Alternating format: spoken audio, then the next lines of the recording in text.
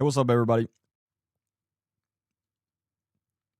So I'm running a little behind. I'm having some technical issues with TikTok. It's not loading, so I don't know. So I decided to go ahead and get on the other platforms, and we'll see if it comes along. If it does, it does. If it doesn't, it doesn't. I may have to try to reinstall it. Hope everyone's having a good Monday night. Glad to finally be back on a live. We had the peaceful protest up in Hamilton, Alabama for the speaking out against the ramp Thursday, Friday, and Saturday. So, and that took up all my time. So I didn't get to go live Wednesday night or Friday, but we're back tonight. Of course, a lot to talk about. A lot I'm pissed off about.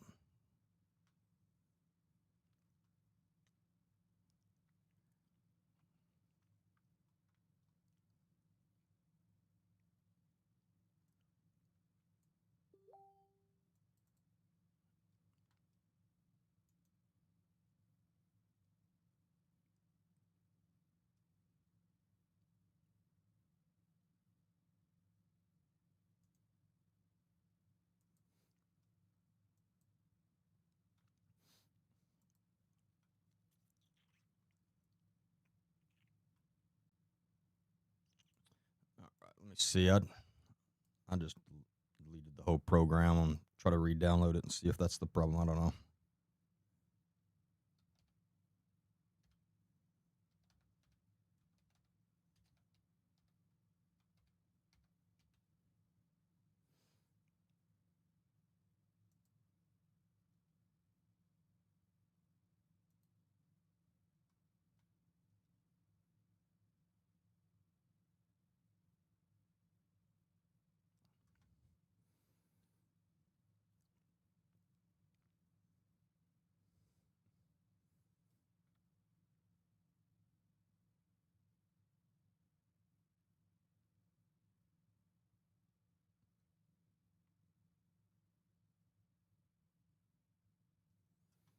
That's strange.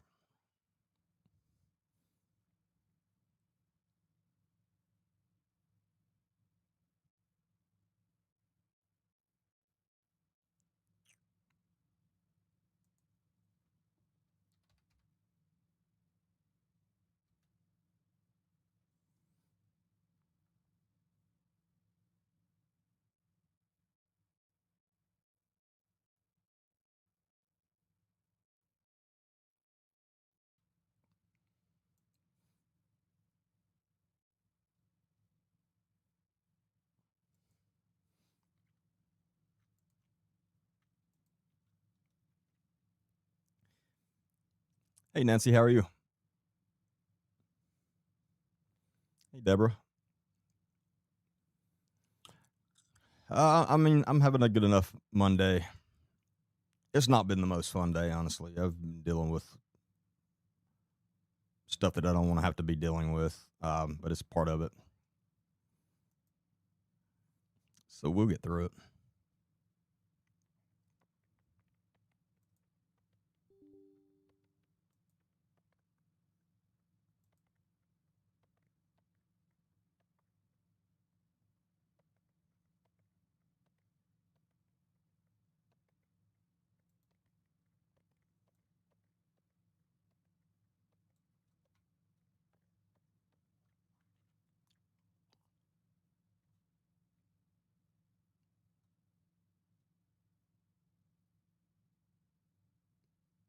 I don't know. All right, I'm trying to reinstall that. Anyway, we're just going to get on.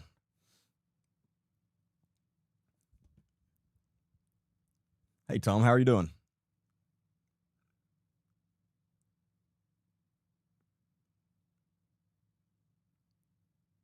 Been a long time since I saw you. We need to get together and have lunch one day soon.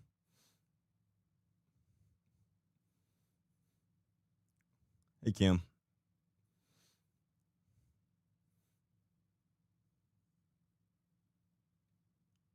What's up, Isha? Yeah, I second what Isha's saying. Thank you all for coming to the protest and everyone who shared pics and post. We really appreciate you all. We had a good turnout. At one point, we had about 30 people, and then it was kind of people coming and going. Friday we didn't have many, but it rained. Now the those of us that was there, we were there, and we had a couple of those like tents set up, so it's not like we were getting soaked. But I figured that was going to keep a lot of people away.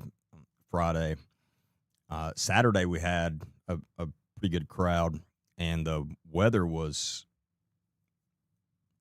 really nice right up until about 12:30 or 1, which was they had just let out anyway. I was planning on staying a long time Saturday, but right about that time, it wasn't just rain; it stormed, thunder, lightning. So obviously, it wasn't safe for us to be back. Then a few went back after the storms came through later on that evening and went back. So that's awesome.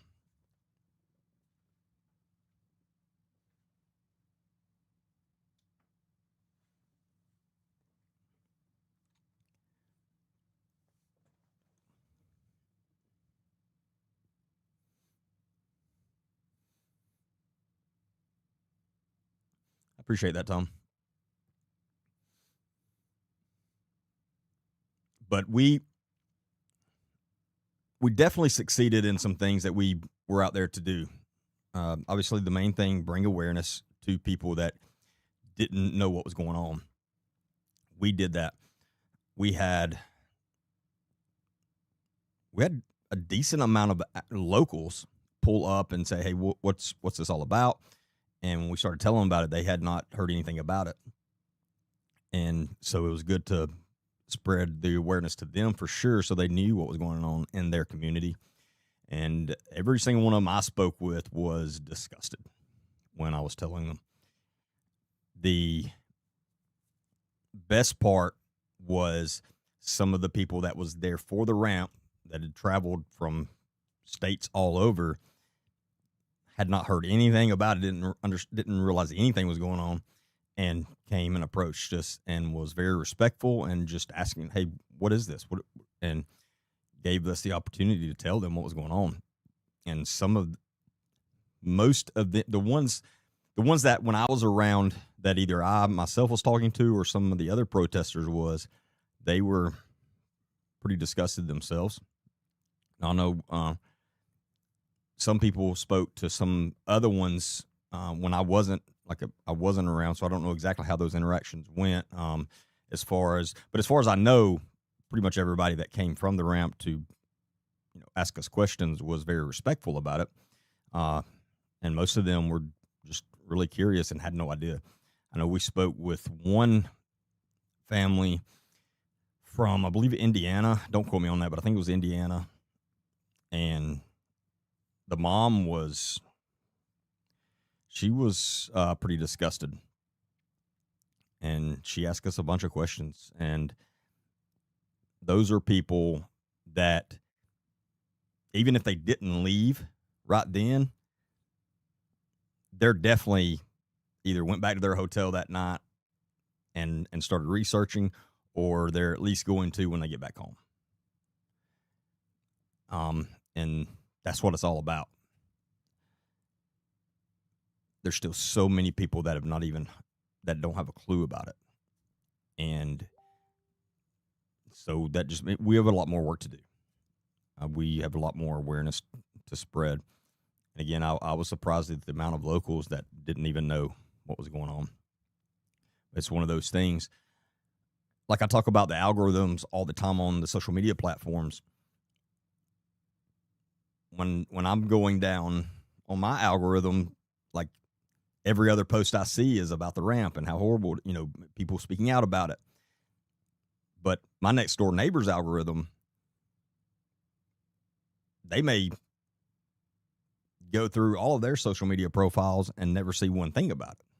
That's the way they work. So just because you're seeing it everywhere does not mean everybody you know has heard about it, because that's not the case. So don't ever hesitate to spread the awareness and tell everybody you know, and share this stuff. Either make some posts yourself or share and repost the post that those of us that are making the post about it are. And that's the way we bring the most awareness to it.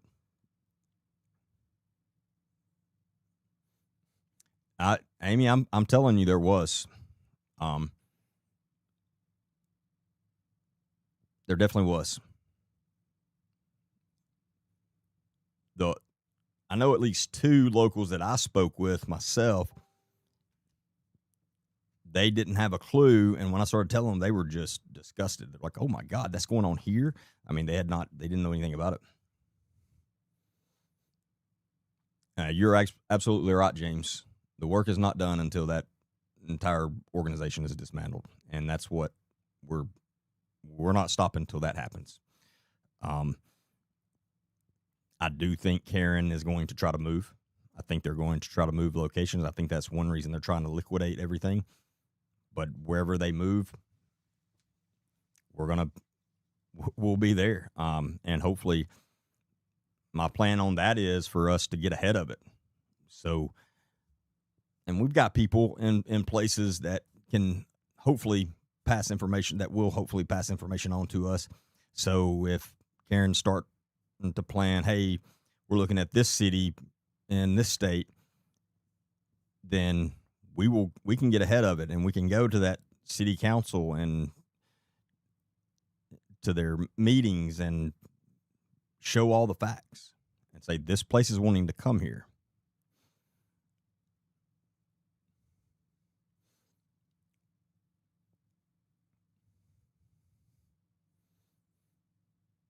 Oh, I understand that, Steve. What happened to TikTok? I don't know. It's not loading. The app on my desktop is not loading. I deleted it, and now I'm trying to re-download it, and it's still, so I don't know what's going on with it. I don't know if they're just down. Let me see. Let's see if anybody else is live.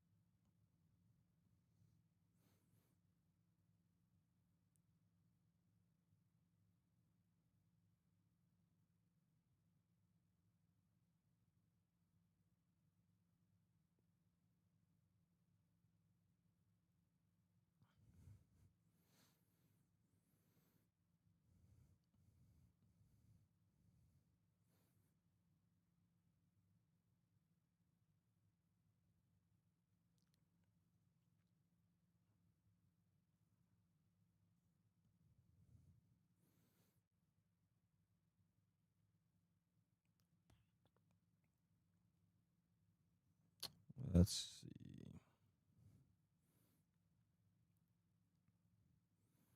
Well, there's definitely other people live, so it's not the full TikTok.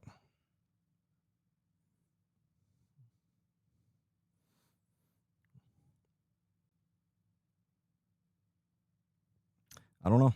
I don't know what's going on with it. It's weird.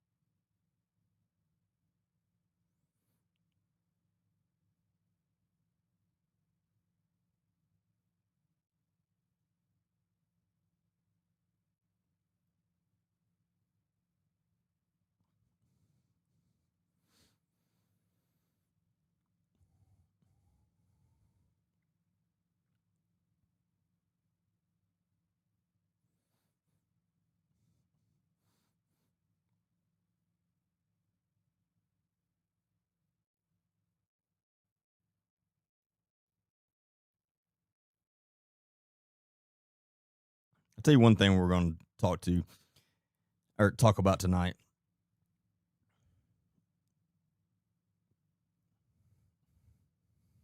Because I keep seeing a lot of comments that are very concerning to me.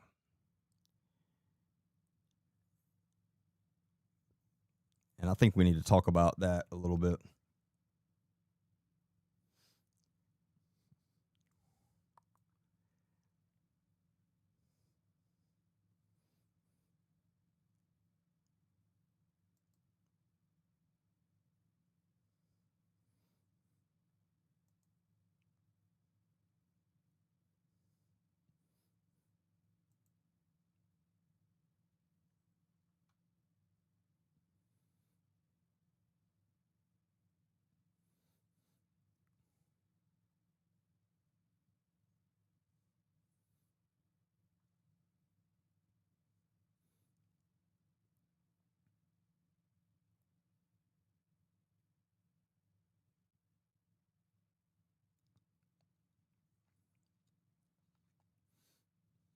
And one thing that I really enjoyed about the protest was actually getting to meet a lot of you. That's awesome. Finally getting to put faces to names, and I mean, I met a lot of amazing people. And I mean, we had people come all the way from, was it at least three people come all the way from Arkansas. Uh, one or two from Georgia. I know at least one from Louisiana, and at least one from Tennessee. And I'm sure there are probably more here and there, but those are the ones I spoke with. And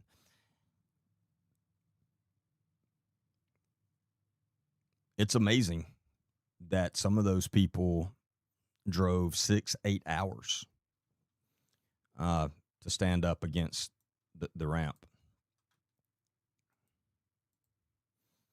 It makes me very happy that there are people out there that would, do that.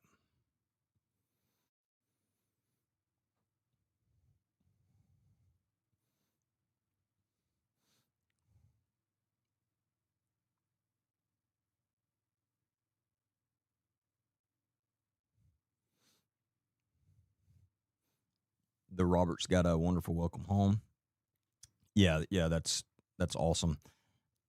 Y'all, please continue to pray for them.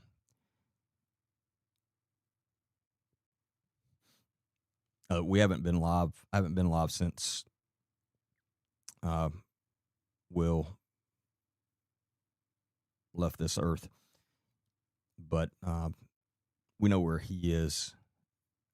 He doesn't need our prayers anymore, but his family does. I cannot imagine what they're going through. I wouldn't wish that upon anybody. But I know they know we'll touch so many lives in the last year. There's no telling how many people were brought to Christ through Will's story. There's no telling.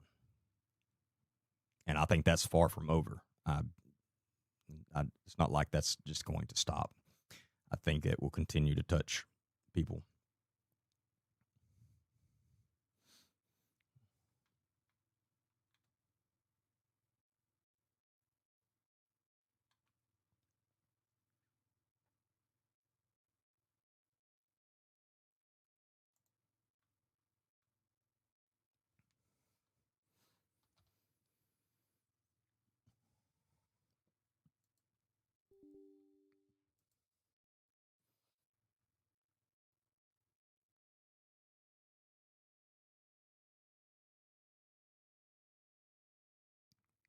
And that's a really good point, Tara, talking about the locals of Hamilton.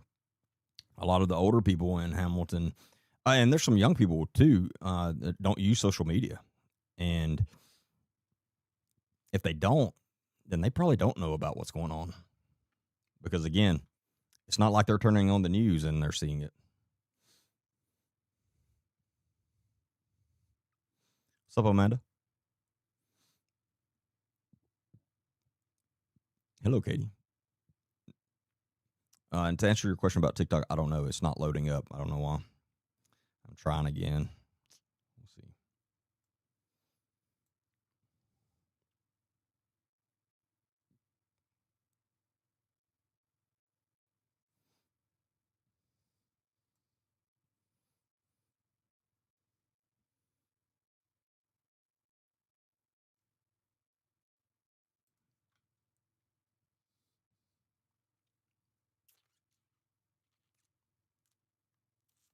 Yeah, I don't know what's going on with it.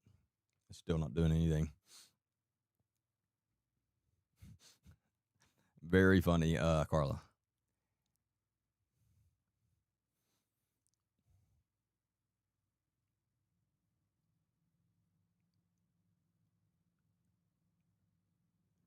And remember, it's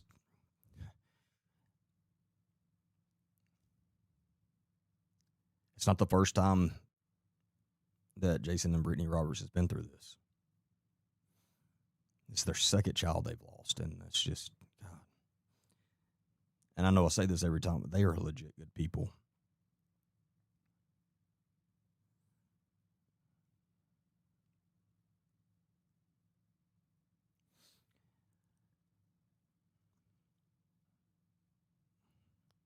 I know we're not supposed to question it, but God, it's hard not to question.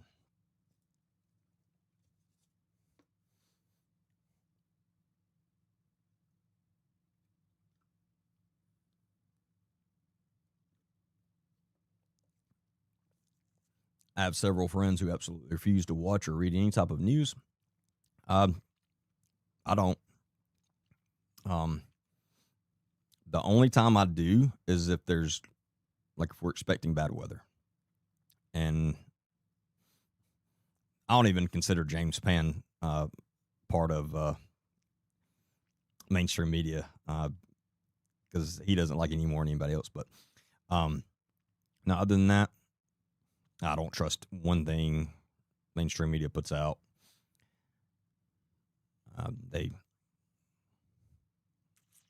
Again, the fact that this is not being covered tells you all you need to know.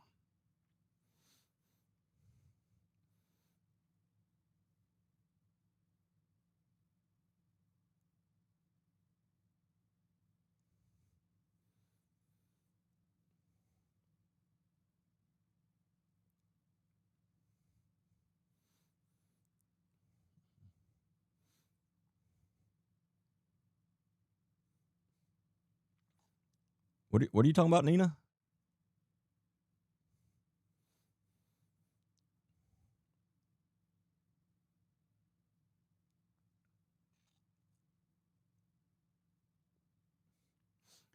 Yeah, people will say they don't trust mainstream media at all, but there's some of them that will definitely trust a small college newspaper journalist.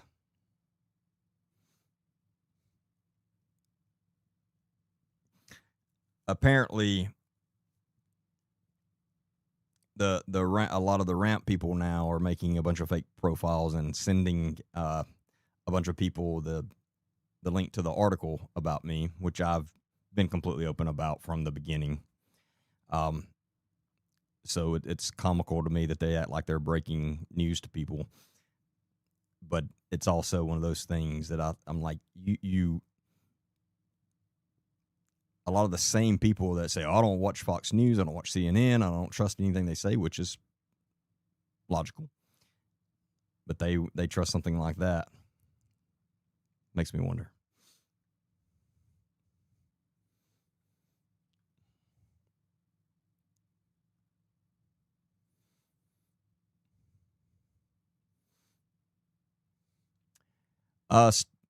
Steve asked, were you able to see any of the predators that we've heard about? Did you see any of them that are at the ramp? Yes, Stephen Tyler Jordan was there. And this gets even more unbelievable. I'm glad you brought that up. A lot of the protesters had shirts made and were wearing shirts that said "She Knew," talking about Karen Wheaton, because that's her big thing. I didn't know about any of it, which we know is BS. She did. And so a lot of the protesters, we had, like, I even had that's what I had put on one of my signs I was holding. She knew. But again, a lot of them had T-shirts. And one specific T-shirt that some of them had, they all had the same T-shirt on. It said "She Knew" like 4 or 5 times, and it had a fox on it because, Karen called us foxes. Guess what shirt Steven Tyler Jordan, of all people, was wearing when we saw him? And no, it wasn't "She Knew." Hey, Shelby, how are you? It was "We Knew." I'm not making that up. I wish I was.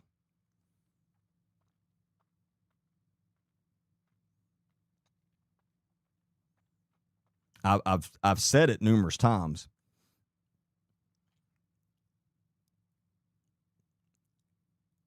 Karen does everything she can to rub this in people's faces.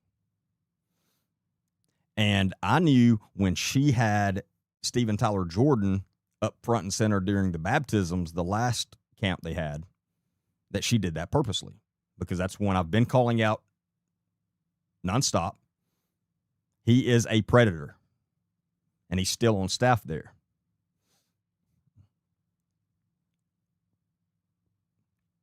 It's not a coincidence that he was wearing a shirt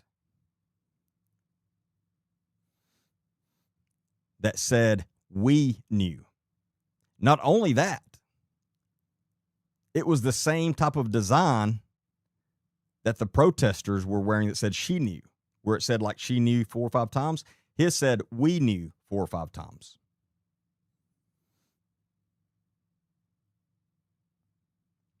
Yeah.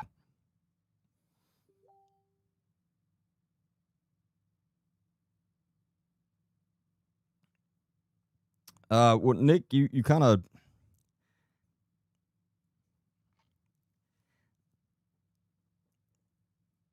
you you said so. Nick's saying Tyler isn't on staff at Ramp. He volunteers with the media department. Well, yeah, he's on staff. I mean, I'm not saying he's a paid staff member. There's not many, if any, paid staff members anymore. She has cut all those off.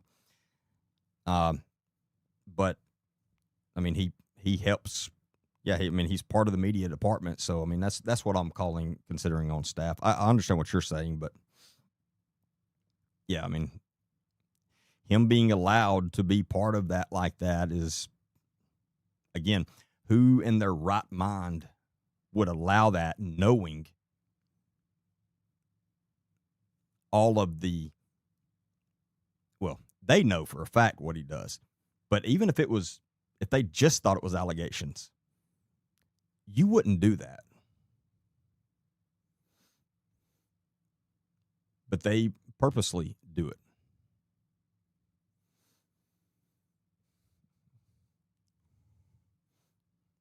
Hey, Shane, how are you?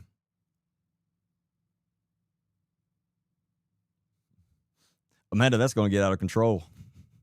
We should all wear a shirt saying "We know you know."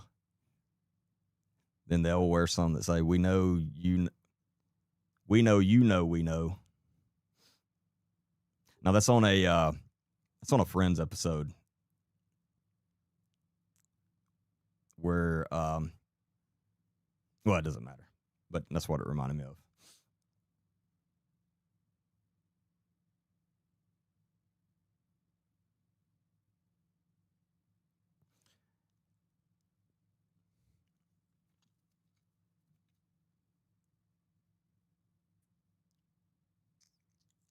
We're talking about the ramp in its main campus is in Hamilton, Alabama. So for those of you that are not familiar with it, it's a cult disguised as a ministry, and its leader and founder, Karen Wheaton, is, we have learned, is just evil. And it would be a 10-hour show for me to go over everything that we know about them, but her son-in-law, who was also second in command, was finally forced, thankfully, in March to come out and admit that he had SA'd at least 2 minors. He was one of the main pastors. He was in charge of all the money. He had been there over 20 years.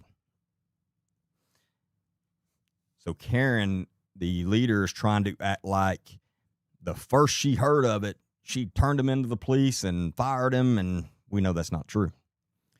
We know for a fact. I know for a fact that she knew at least 2 years prior, and I have evidence of that. You will never convince me she hasn't known for 20 years. Not only that, unfortunately, Samuel Bentley, who is her son-in-law that said to come out, is only one of 8 known child predators that have been on staff at one time or the other at the ramp.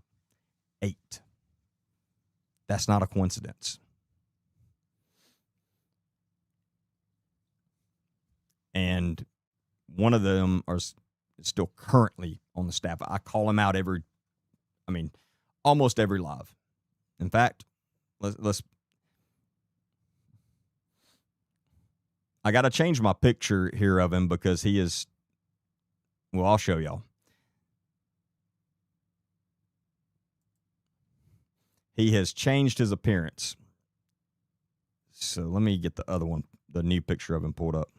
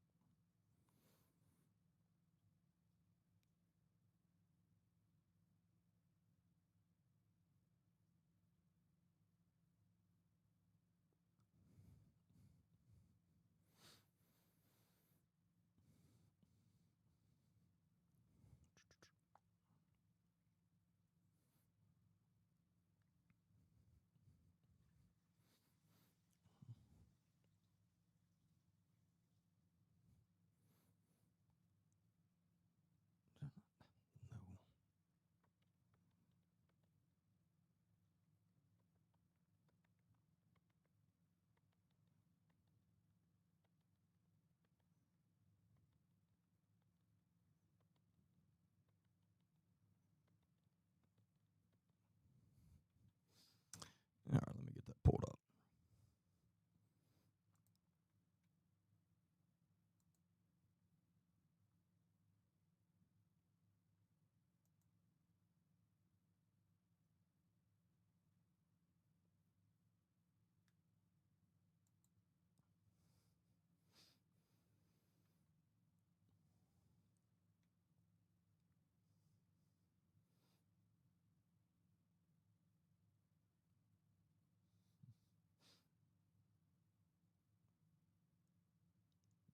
Did I get his shirts mixed up with the one with like the 4 or 5? Because this one, I can't tell exactly what that says, but I don't think that says we knew. It says something knows.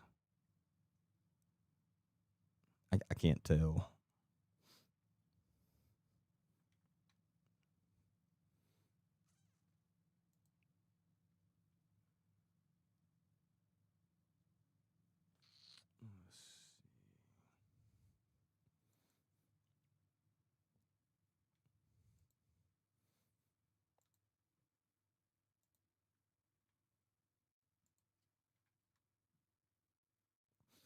So this is him now with the shaved head and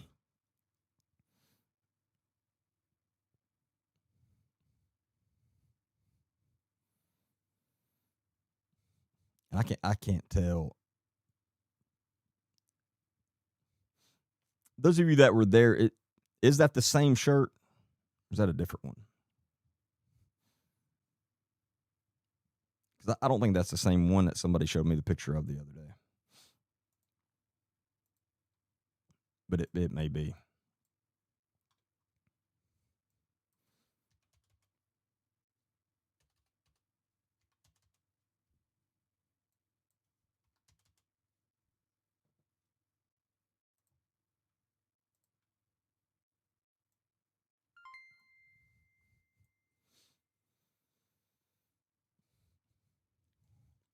Yeah, I'm trying to blow it up some.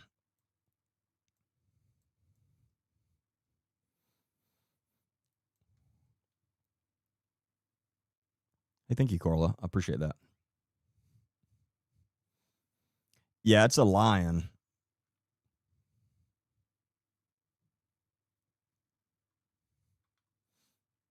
So that's the same shirt. But so what exactly does this shirt say? Because the one I saw, I thought it said "we knew" or "we know," one of the two. That looks like it's got an S on it.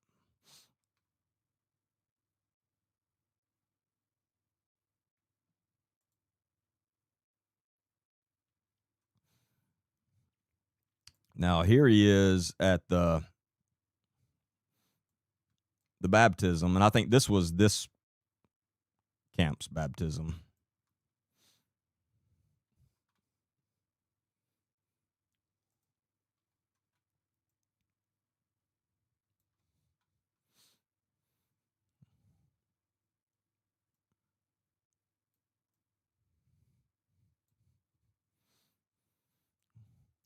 But yeah, anyway, he was there, and he's still, and yeah, he may be volunteering, as most of the staff there are now, but they're still on staff. But yeah, he's still there.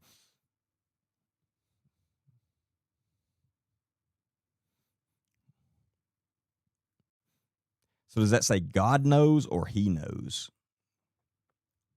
Because I thought it said.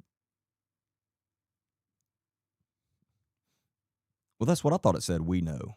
The one somebody showed me the other day, and it may have been the same shirt as just a different picture, a closer picture or something. But I could have sworn it said we know. Either way.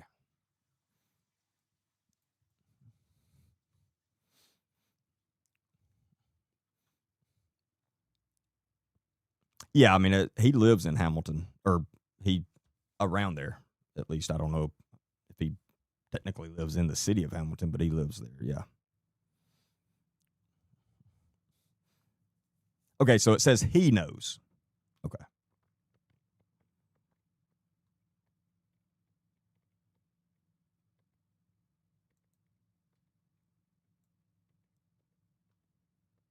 Now I want to show y'all if I can find it.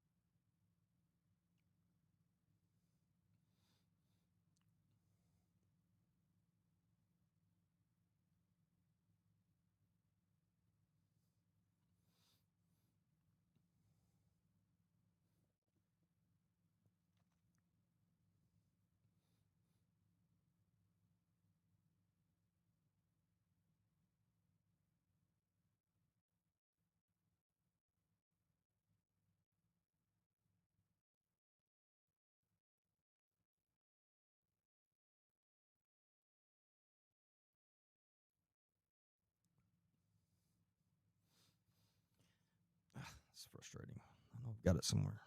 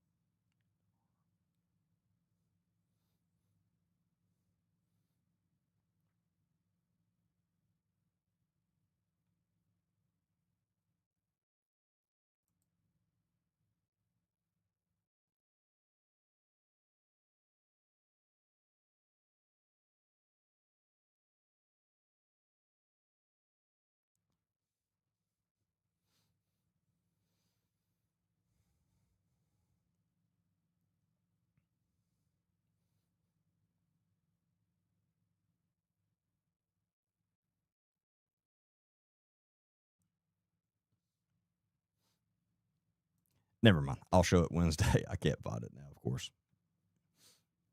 I was going to show you what the other shirts that some of the protesters were wearing look like, but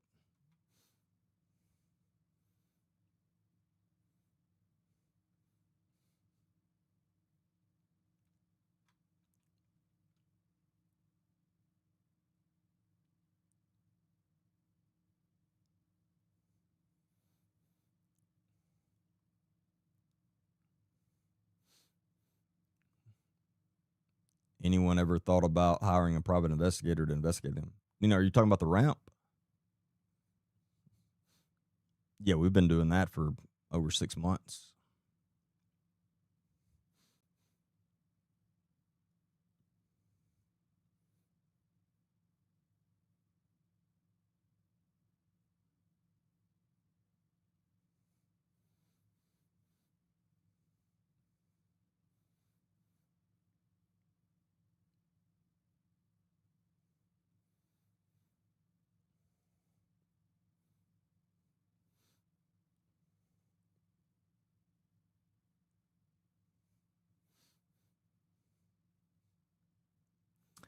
Carl, if you're talking about this one, his name is Stephen Tyler Jordan.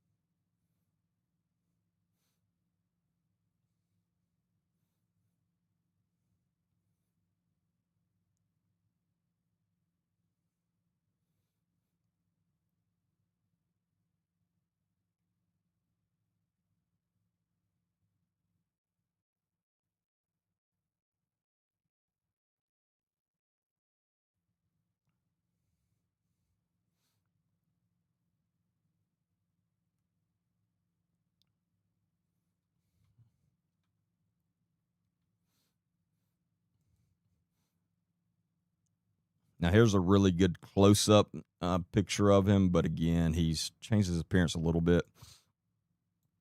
But this gives you a gist of what he looks like. I've personally spoken to one of his victims, and it's horrible. Another of his victims has made an entire video and put it out on social media about that experience. It's horrible.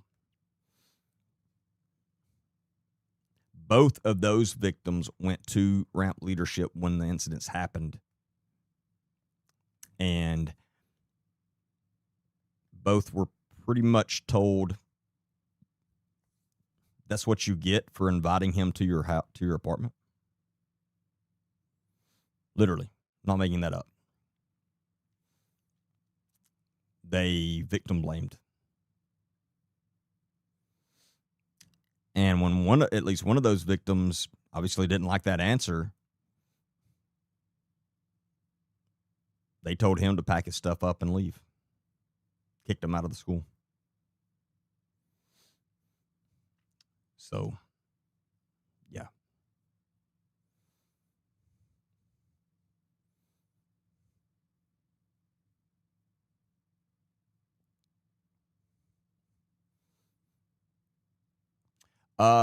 Natalie, that's a good question. And I don't know the answer to that. Is he still working at school concession stand when school starts back? I mean, obviously, it'll probably be something we have to, wait and see.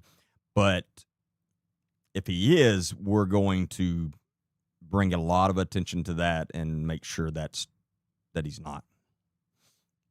But I'm glad you brought that up and asked that question. That's a good question.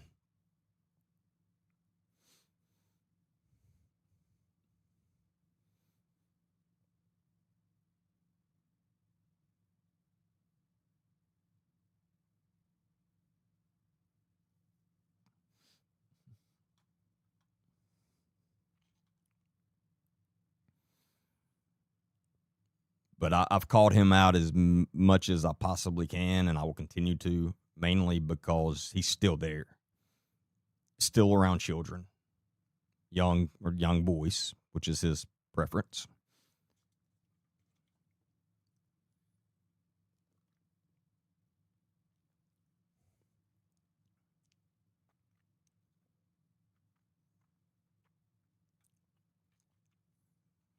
And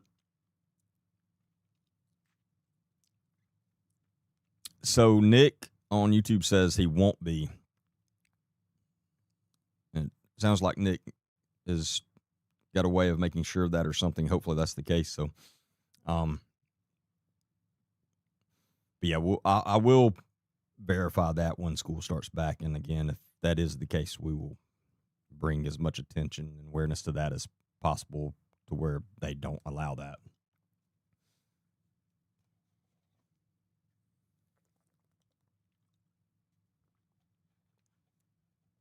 Hey, Joe, how are you?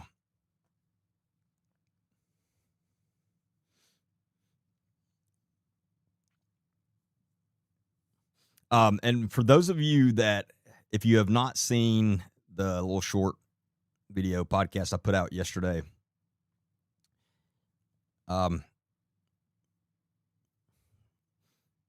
there's another woman that put out a good video about it, but I don't know if she wants me to bring attention to her profile or not. I need to verify that before I do. But if y'all haven't seen this, we have learned that one of Karen Wheaton's good friends, Arlene Prela,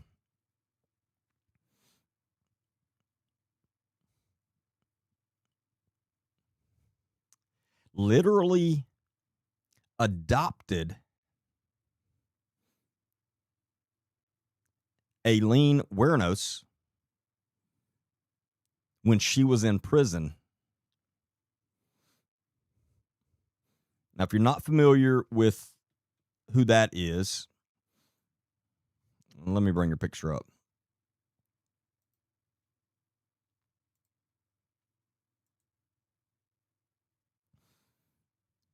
Because if the name don't sound familiar to you, you'll recognize the picture.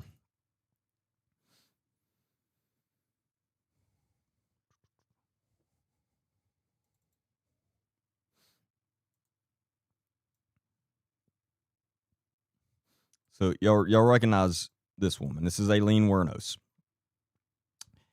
And convicted serial, insert the other word, of at least 7 men.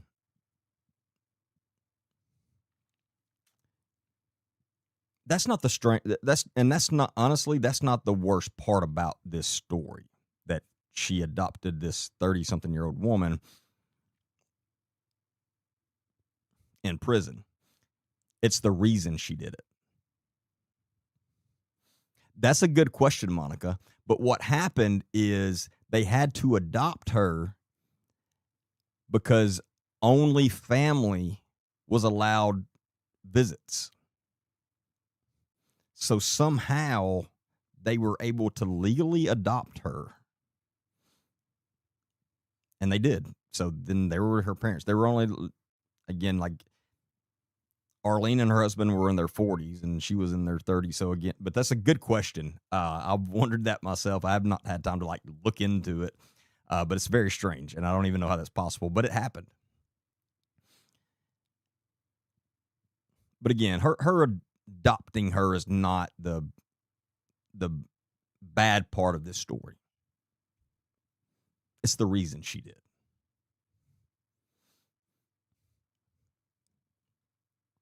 She did it for money. Arlene Prela did. Now, Arlene made some comments on my video yesterday.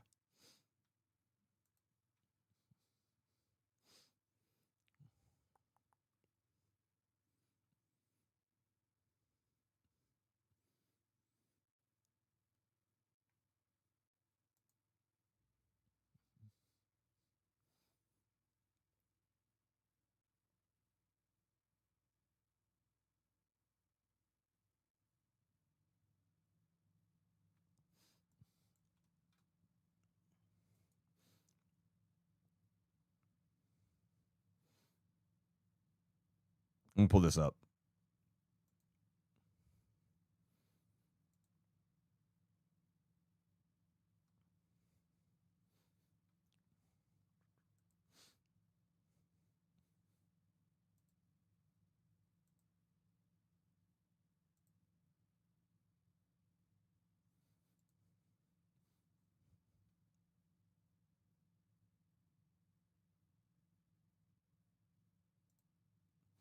Well, let me fix something quick on that.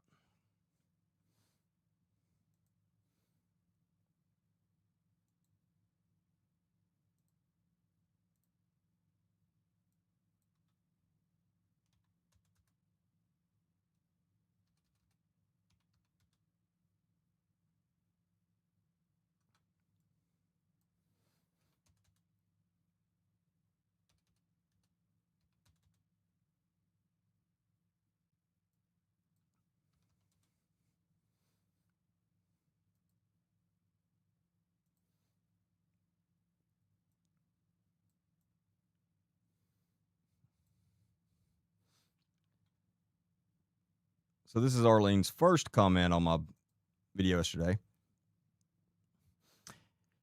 This happened over 30 years ago. The Holy Spirit promoted us to reach out to her when she was arrested. She wound up getting born again, pleaded guilty, and apologized to the family members.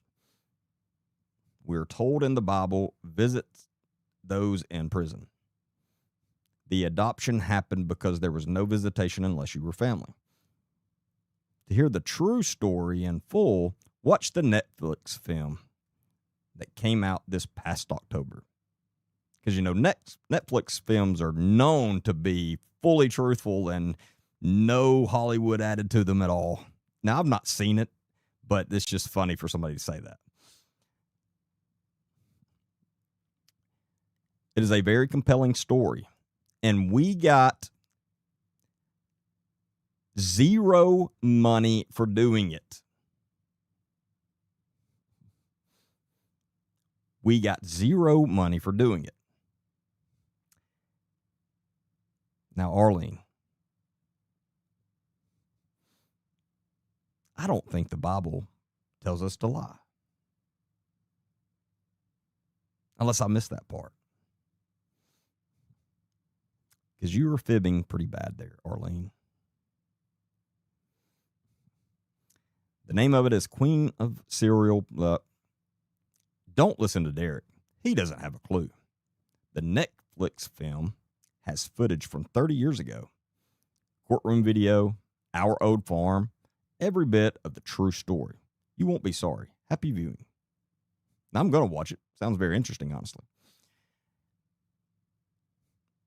But Arlene's fibbing here. We got zero money. No, they got paid. I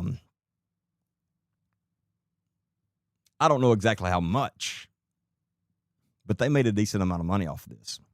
In fact,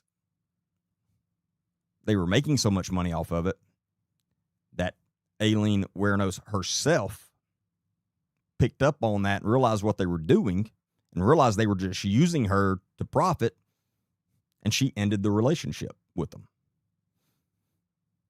and wouldn't have anything else to do with them. Now, Arlene leaves that part out.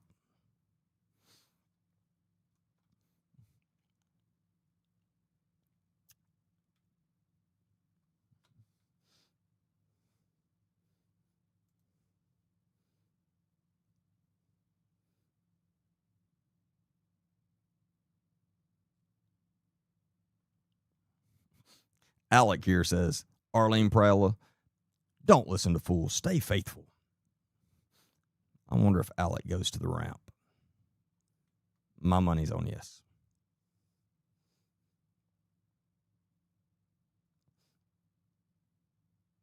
Now, this Michaela calls her out, says that's odd considering I found multiple sources stating that you did in fact make money off of Aileen.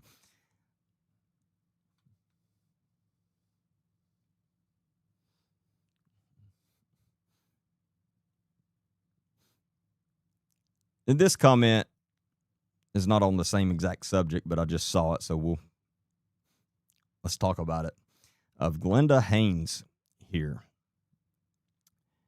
You are wrong on this one, she says. First, when Karen's son-in-law admitted to what he'd done, she fired him and contacted police. Yeah, that's what happened, Glenda. Second, she is a minister, of course. She is in contact with all kinds of people. Third, her family had money and land. Okay. Fourth, in the church we were raised in, you could not spend a lot of money on clothes or anything else. She knows this is not our home. We are traveling through to make it to live with Jesus. There are bad people everywhere. She trusted some of the wrong ones. I don't think she knew and hid it. That's my opinion. God will be the one to judge us. Well, you're definitely true about that, Glenda. Can anyone explain to me what the hell she is talking about they were raised in a church where you cannot spend a lot of money on clothes and she knows this is not our home? Is she trying to imply that Karen doesn't spend a lot of money?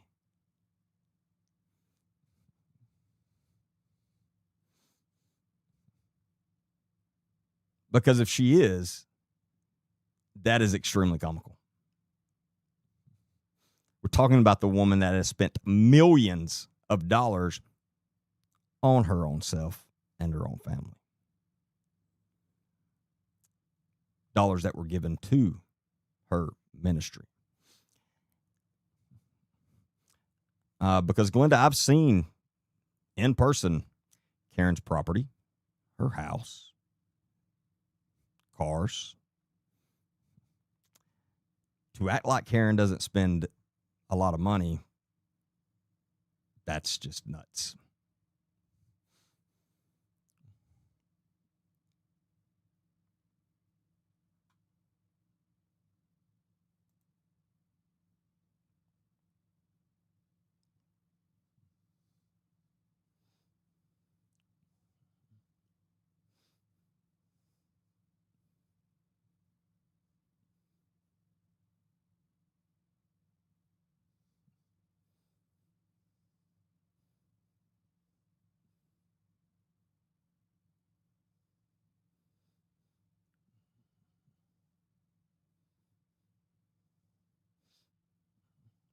was thinking Arlene made another comment, but maybe I'm wrong. Let's see.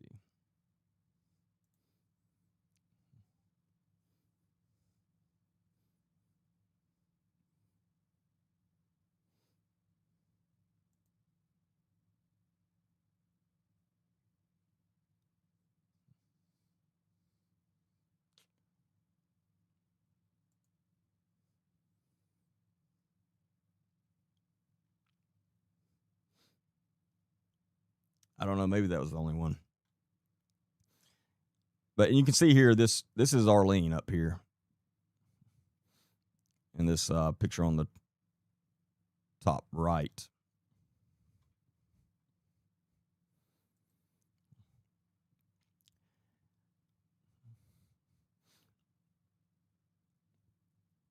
But as if the things that we have found out about the ramp and Karen Wheaton couldn't be any stranger, then this just kind of pops up out of nowhere. And you're like, you can't make this stuff up.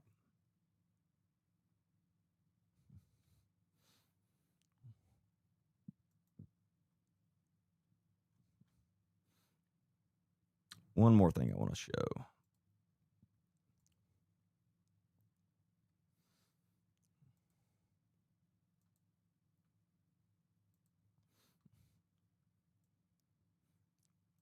So this is Arlene's husband, Karen Wheaton, and one of Karen's daughters.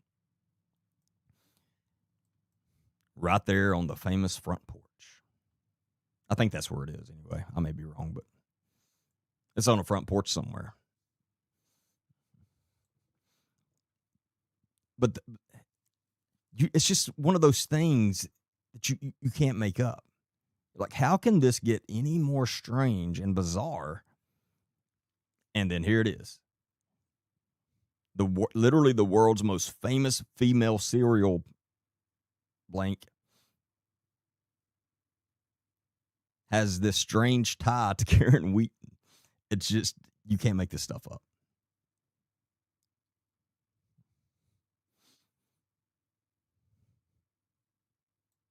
But yeah, Arlene and her husband did that 100% for the money. And Arlene just proves that even more when she makes this ridiculous comment on my post saying, we received zero money from that. That is not true. Arlene charged for every interview she ever did. And I'm still trying to verify this, but from what it's looking like, so right now this is allegations as far as it looks like Arlene even accepted money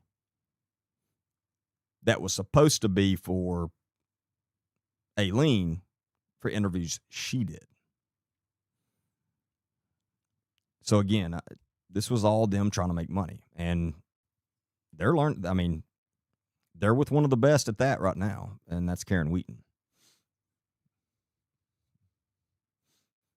Yeah, standing on a $50,000 front porch. Exactly. Sometimes I ask my clients to adopt me. I've never had any takers.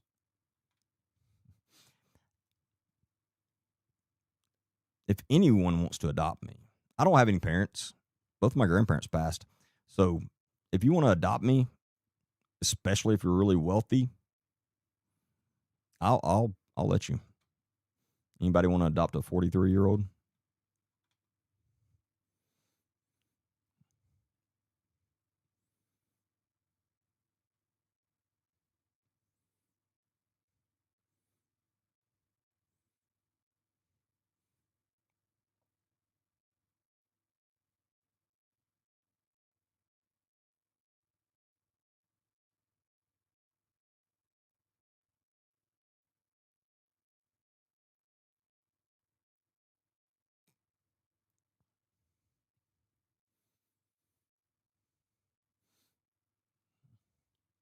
Had any of the 50 victims of ramp had anything offered to them for healing, any counseling or service? Not from the ramp, no. Karen Wheaton has not even mentioned them. She's constantly doing YouTube videos, and she has a pretty big YouTube following. And that's one of the problems. Most of her followers and a lot of these people that come from out of state to her camps, they just see her videos. And if you just watch her stuff, you have no clue that any of this has happened.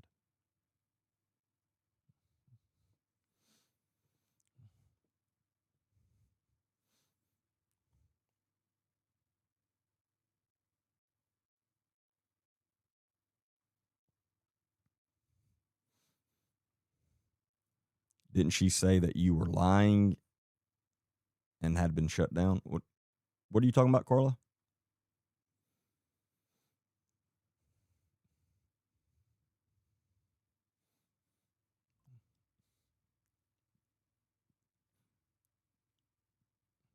A criminal can profit off of a crime.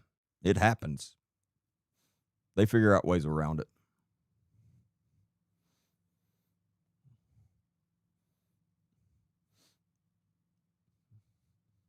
Why won't authorities shut her down? I mean, it's all being investigated by the Alabama State Bureau of Investigations right now.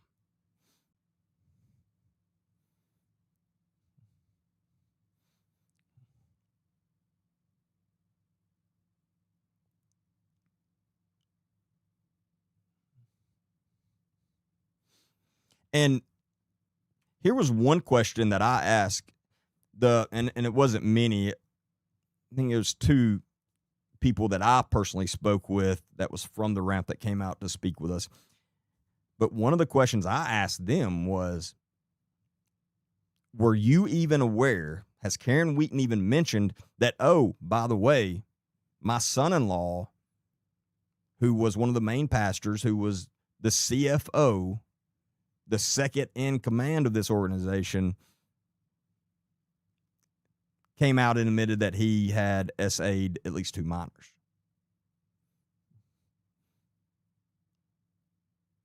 And both of them said no.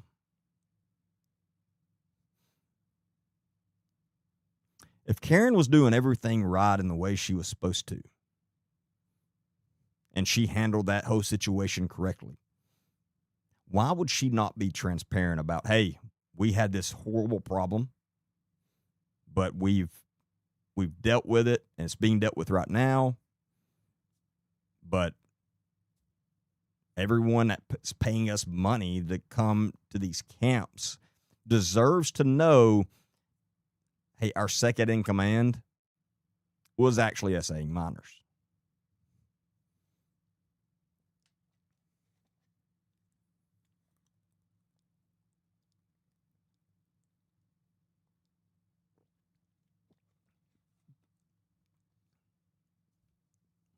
Somebody gets money from the Netflix documentaries. Now, I don't know who, and I don't know that Arlene has gotten any money from them. It would not surprise me at all. But no, I mean, Netflix pays, if you get a Netflix documentary, they pay big, big money. For sure.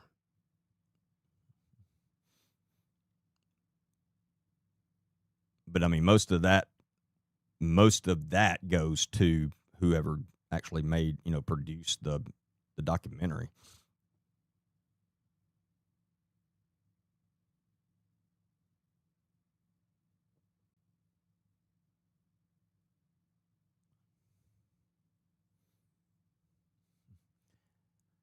The local authorities, except for maybe a few, were ugly with y'all, if I'm correct. No, that's not true, Nina. So let me, because I do want to make sure that I'm clear about this. The Hamilton Police Department, the Hamilton Police Chief, and any of the Hamilton Police Department officers that we dealt with were amazing. I could not say enough good about them. They were extremely professional, completely unbiased, and just doing their job. I can't say enough good about them. I have tons of respect for them and the police chief there. Great guy. very, very sensible and professional. I mean, they couldn't have been better. I had one issue with one deputy, and that's what I was on the live. I was recording a live. I was on a live on Facebook when the ramp was letting out. All their people was coming out for like lunch, and I'm sitting there and I'm on the live, and so the deputies with the Marion County Sheriff's Office that were there they're being paid by Karen Wheaton and the ramp for security. Hamilton Police Department was not. In fact, they don't allow any of their officers to work security for the ramp anymore since all this came out, which makes sense. But the Sheriff's Office still allows their deputies to. Now, that's a whole other issue.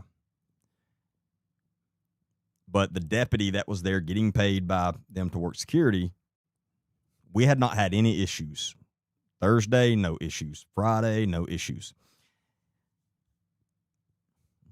Saturday, I'm down there right in front of the ramp doing my live, and I was standing on the sidewalk because that's the only place we were allowed to be, was on the public sidewalk. That's what our permit was for. That's where it allowed us to be, and that's the only place we could be down there. The day before, every once in a while, somebody would accidentally be like standing on the grass side, and the deputy would say, "Hey, get up, stay off the grass." Not being like they weren't being assholes or anything. They were just like, "Hey, stay off the grass." Cool. So I made sure, and other people made sure, we made sure to let everybody know, hey, make sure you stay off the grass, because we don't want to do anything that we're not supposed to be doing. We do everything right. So I'm standing on the sidewalk where I'm supposed to, and you can hear him, I think, on the live, and he's like, "Get off the sidewalk." Well, I didn't hear him. I'm on my live. And then the time I hear him is the next time he's like, "Get off the sidewalk." And I'm like, calm down, dude. First off, me and another woman was standing on the sidewalk, but not like side by side. It's not like we were not blocking the sidewalk. The sidewalk is more than big enough for two people to walk, side by side on there if they wanted to. So I was standing like on the side of the sidewalk. More than enough room for anyone to walk through. He decides to start screaming at me. Now, I think he did that for a few reasons. I think one was all the ramp people were out then. Because, again, before that, we had zero issues with law enforcement. None. I think, in a way, he was trying to show out for them because he's getting paid by them. And more than likely, and this is speculation on my part, more than likely he saw it was me and decided to do that. May not have had anything to do with it, but anyway, he had not yelled at anybody else. So when he did that, it pissed me off because I'm like, dude, this is where I'm exactly where I'm supposed to be, where by law I'm allowed to be. This is where our permit is for. And he's like, you get on this, if you don't step off the sidewalk, you have to let people through. You can't block the sidewalk. It's like, I wasn't blocking the sidewalk. And so again, at this point, he's being an asshole. So I'm an asshole right back to him. That's who I am. There was no sense in him being like that. But that's all there was. That, and then we moved on. Everybody moved on. So it wasn't like some big issue or anything like that. But no, definitely not all law enforcement. Like I said, all of the law enforcement there, especially with Hamilton Police, were completely, they were amazing. I can't say enough about them. I commend the city of Hamilton for their police department, their professionalism, and again, the chief, really cool guy, solid guy.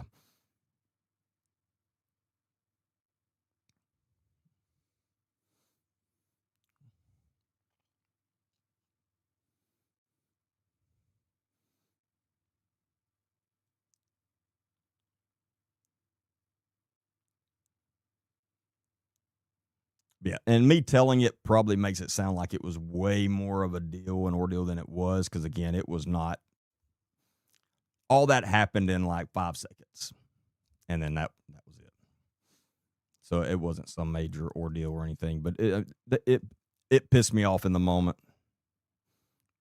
I probably shouldn't have cussed him. I did. I don't necessarily regret it because he shouldn't have been yelling the way he was. But anyway, that's a whole other thing.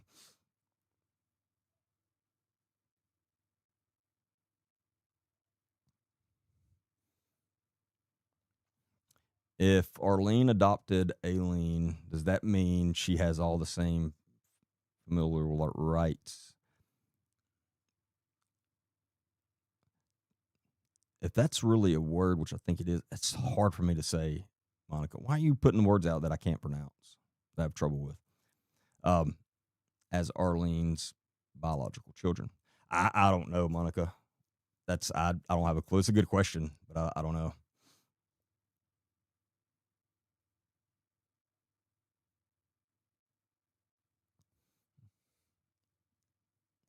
The name of that documentary, I think Arlene said it was. Now I've not verified this, but I'm gonna guess she knows the name of it. She says the name of it is Queen of Cereal. Insert the last word. So Queen of Cereal. Yeah, I'm definitely gonna check it out.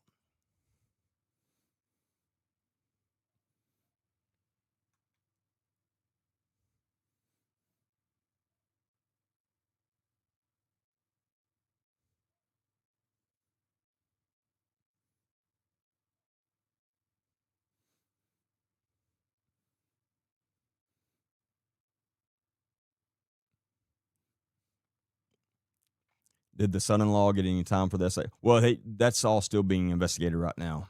He's part of a pretty major investigation, and here's another thing that, and I'm going to be making a podcast about this because we have recently learned that the way Karen Wheaton and the ramp leadership is spinning this whole story to their people is acting like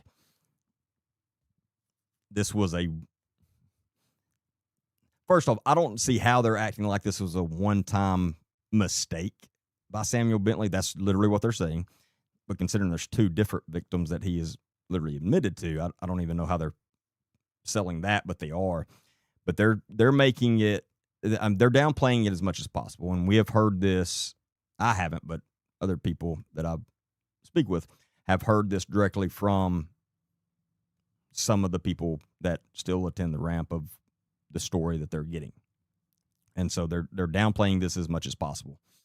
And they are, again, they're acting like this was just one bad day mistake he had. And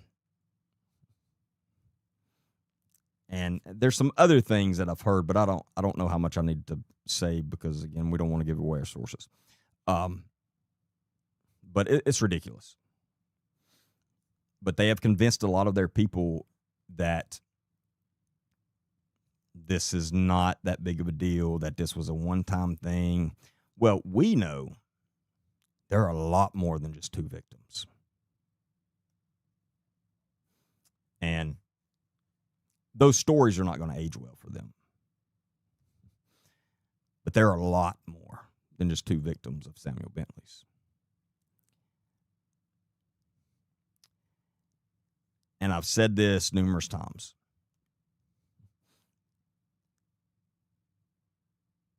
When a lot of the people that are taking Karen's side and saying she didn't know, when they find out who some of the victims were,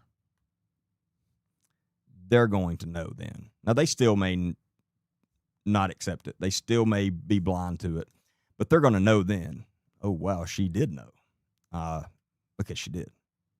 And that's all I'll say about that right now. Because, again, remember, I tread lightly on this stuff because this is an ongoing investigation, and I never want to put anything out that would hinder that whatsoever.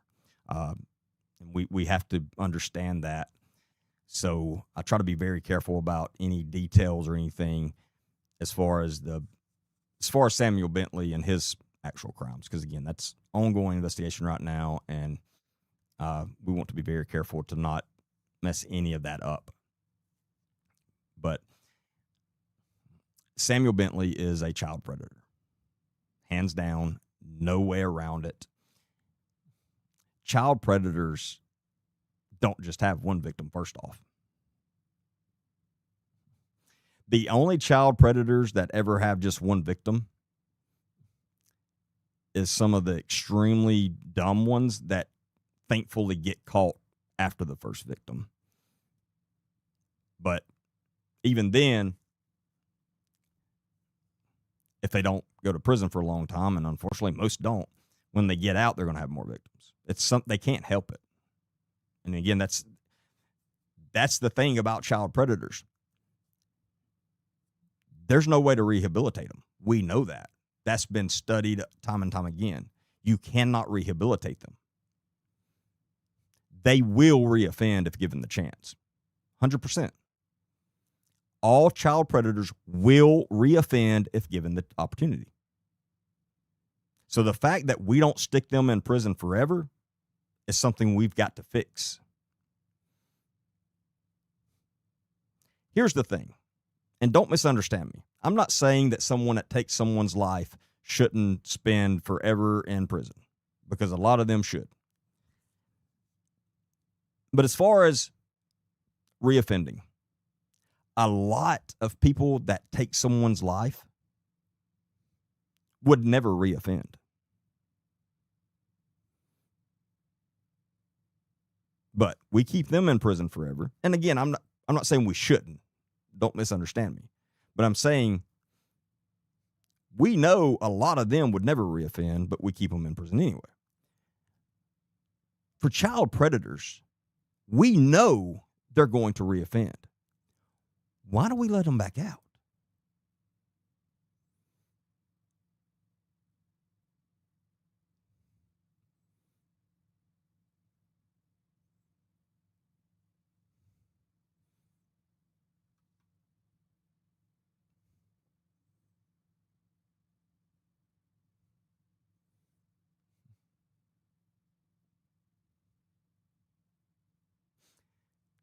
Well, thank you, Joe. I appreciate your kind words. Joe says, you do realize that the CIA did every bit of this, right?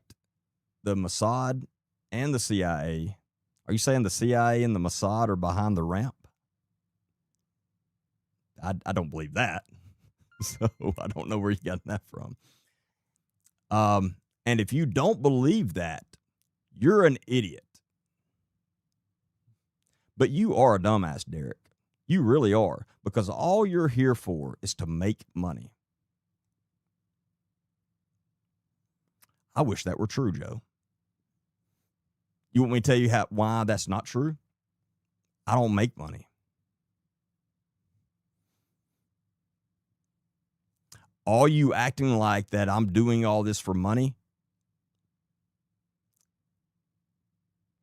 I spend a lot more money than I bring in on this gig. Trust me. Now, I hope it's not always like that. And I hope one day I am making a lot of money. And I'm not going to be ashamed of that. But if I told you how much money I've truly made over the last year from this, you'd probably fall out of your chair.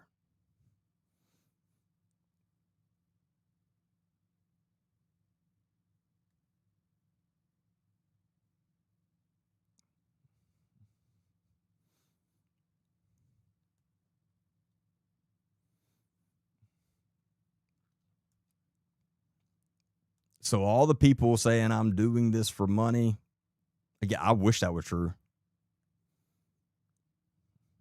But the money I make from this is not even close to replacing the amount of money I spend on this.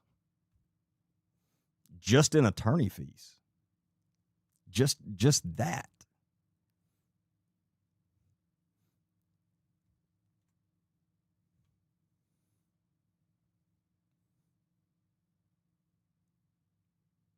No, I don't do it out of the kindness of my heart.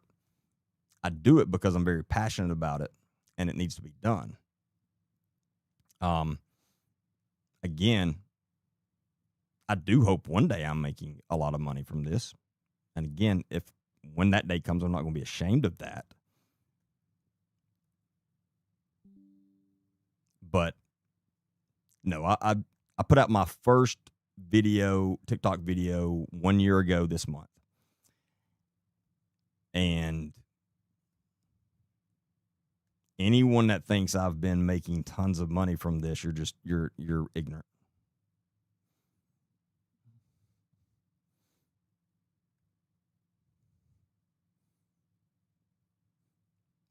But yes, I put in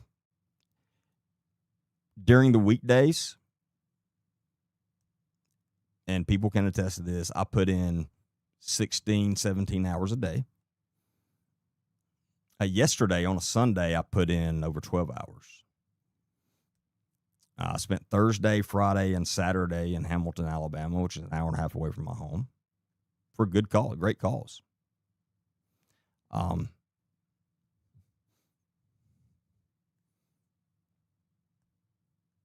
we're going to have to block. Yeah, you can't say stuff like that, Joe. We got to block you on that.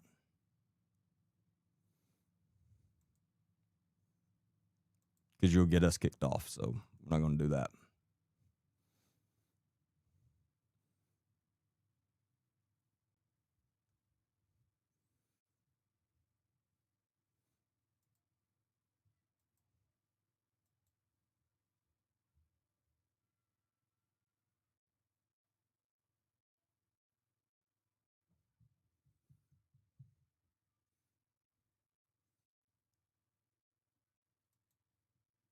I hope Joe's not a real person. Jasper, Alabama. Is that Nick? Nick, is that you?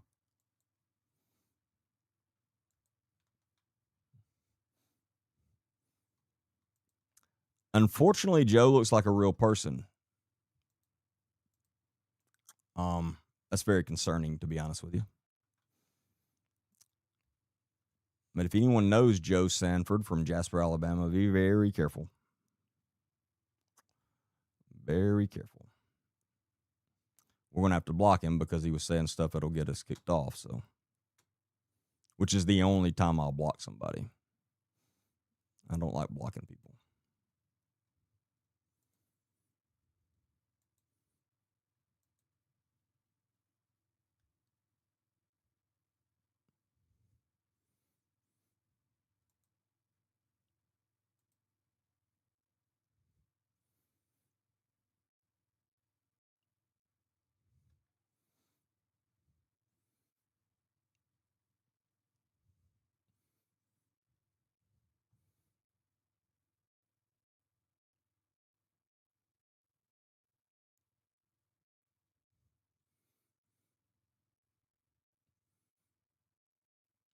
He said the CIA and Mossad was behind the ramp here. I don't know about that.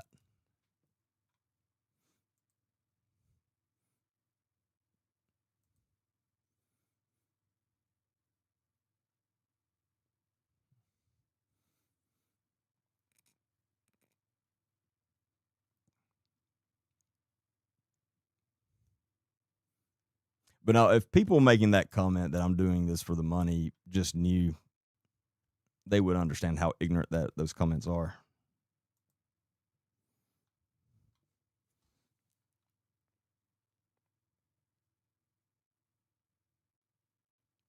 I think TikTok's actually working now, so about 2 hours late, but let's get it up and see what happens. Maybe I was joking. Where did it go?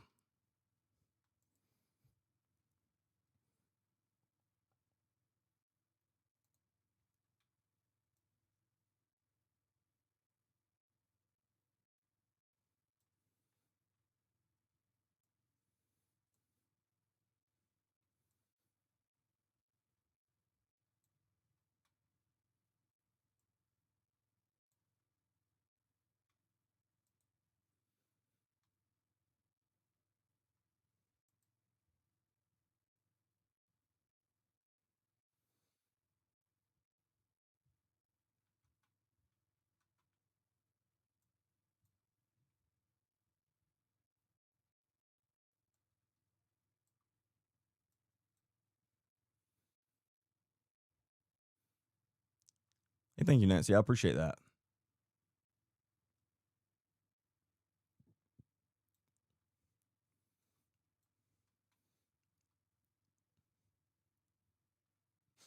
Aileen's waving at us.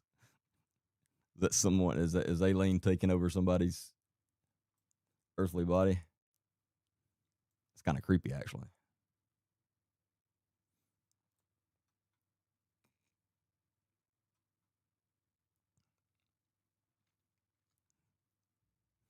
I agree with that, James, and that is the goal. Again, yes, no, I can't do this forever without uh, profiting from it, but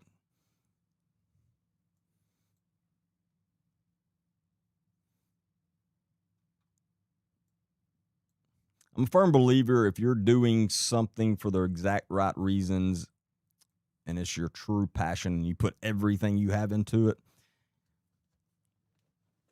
the rest of it will come. I have no doubt about that.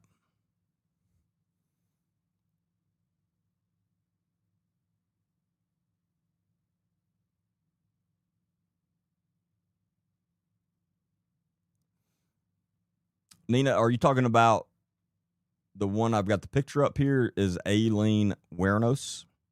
And it's spelled, hold on, let me tell you how it's spelled.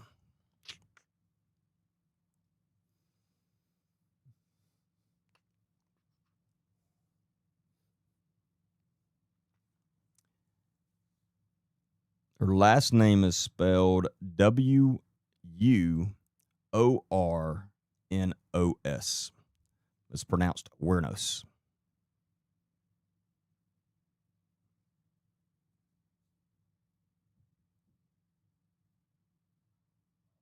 But if anyone would like to donate for the cause, feel free to go to my website, agentdbaker.com, and there's a donate button on there. Giveaway. We will gladly accept it.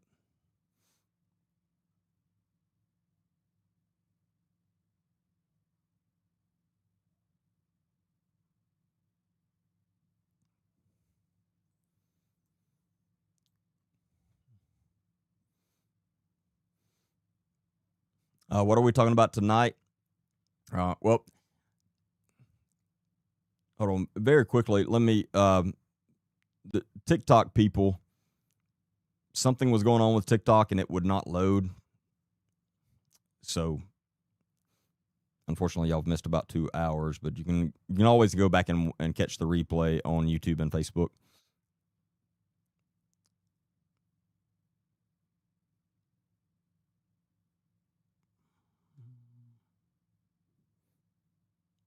Where did my thing go? Hold on, I'm looking.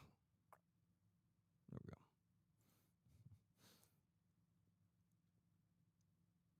But we've been talking about the ramp, the cult disguised as a ministry out of Hamilton, Alabama, and we were up there this past weekend, Thursday, Friday, and Saturday, uh, doing a peaceful protest, um, which was awesome. And being stuck here in the studio hours and hours a day every day, I love being able to get out and do those things. And so I also enjoyed that part of it. But again, I definitely enjoyed actually getting to meet a lot of you and putting faces with names. And that's another awesome thing about me being able getting to do this now is the people I meet. I've made like legit what I consider extremely close friends through this, and I mean, there's been some amazing friendships created here, and I'm sure there'll be hopefully a lot more of those to come. But I get to meet some amazing people, and I get to have conversations with so many amazing people and intelligent people too. I get to learn so much about things, and it's pretty awesome.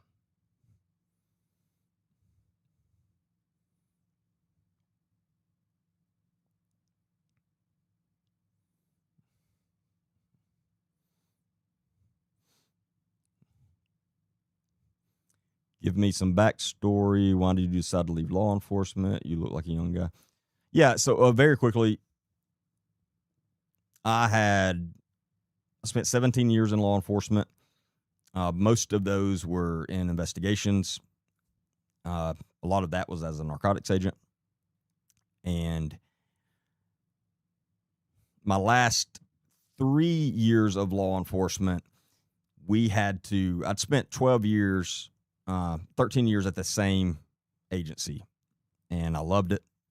I worked my way up there. I was a supervisor, but unfortunately we had to move. We lived in Tuscaloosa. We had to move to North Alabama for my wife's job. My wife does a lot better than me, so we have to follow that. So we had to move to North Alabama for that, and so I had to leave the agency I'd been with forever. And it was a big change in a lot of not so good ways. Things are very different in smaller towns. Law enforcement, very different. But anyway, I ended up working for Muscle Shoals Police Department in North Alabama. Loved it. An amazing agency. Some of the best leaders I've ever worked for and with there. Just an all-around awesome agency. And I enjoyed it. But one thing, mentally, it was starting to wear on me. And I dealt with so much in that career and seen so much that mentally I was starting not to, it was really starting to affect my life overall. And I started realizing that. And so there became a time where I started questioning, which was the first time ever that I actually started questioning, am I going to be able to do this? And put a lot of thought into that in prayer and talking with mentors. And anyway, right around that same time, my wife was offered a position at another firm to where she was going to be mostly working remotely. My son was still in Tuscaloosa. And so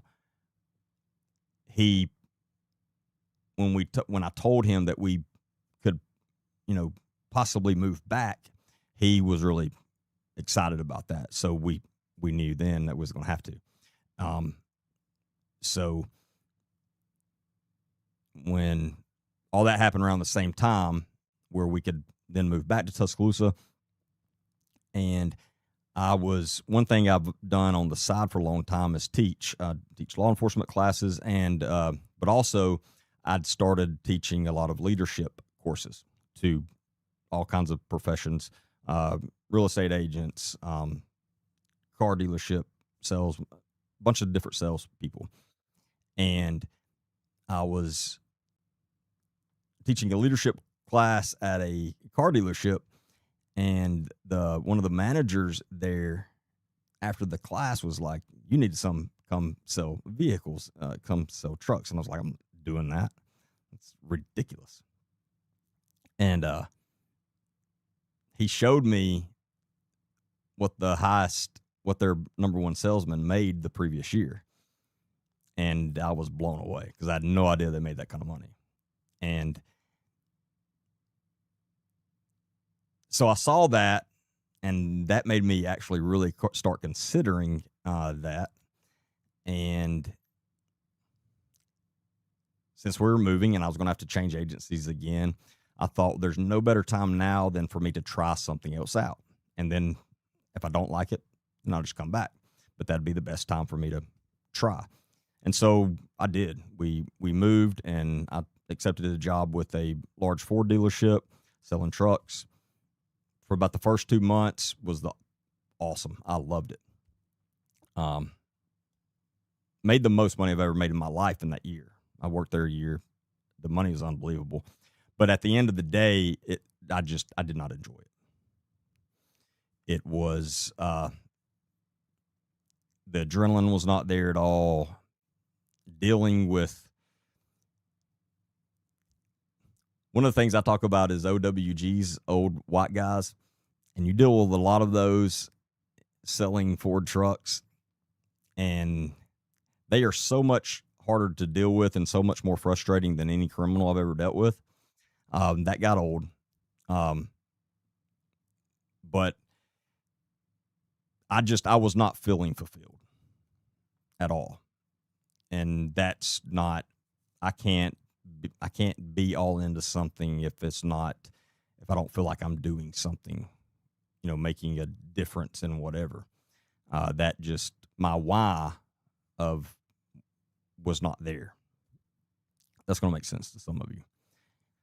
So after a year there, I decided to hang that up, and then I went into just doing private consulting and teaching full time, and which I enjoyed. And that's what I was doing.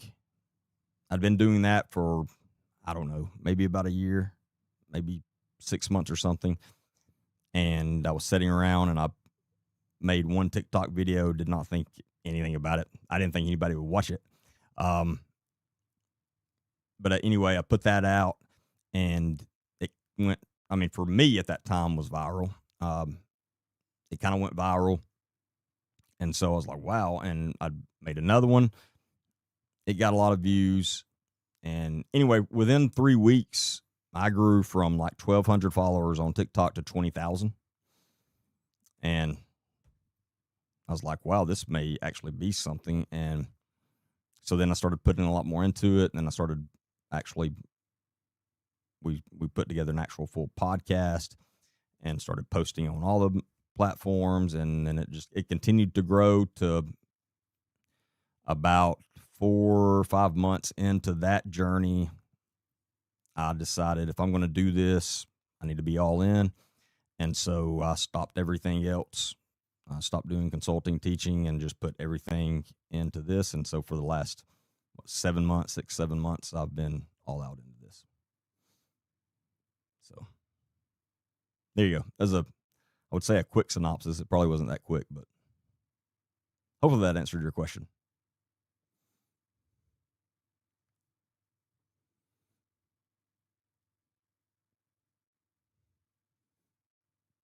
Did I work alongside the FBI? Quite a few times, yes. Yeah, I worked some case. A handful of times I worked cases with FBI. I didn't like working. I didn't enjoy working any cases with them. They're too different. Most of the federal cases I worked was either with ATF or Homeland Security, and quite a few with DEA.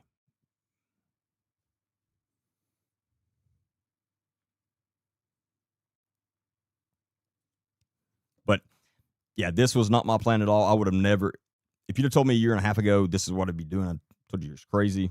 This was never a thought, but it kind of fit into things I enjoy. I enjoy speaking. Like I love public speaking and things like that. And that's one thing I was doing. And I love teaching. And now I have a completely new passion, and that's bringing awareness to things that need awareness brought to them.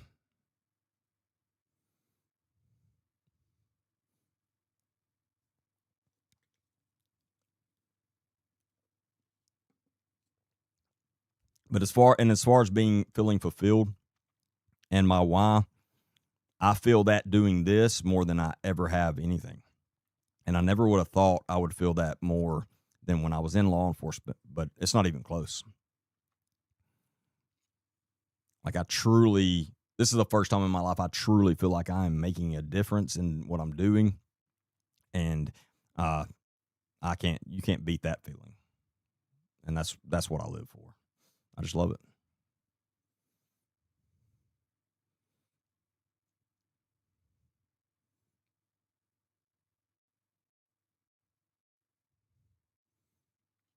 Well, thank you, Cheyenne. Yeah, and I do get that a lot. Derek is actually a CIA spy. He's responsible for all them damn chemtrails. Yeah, see, Joe had it wrong a while ago. I'm actually working with the CIA. It's obviously a joke. Where do you send possible content for your show?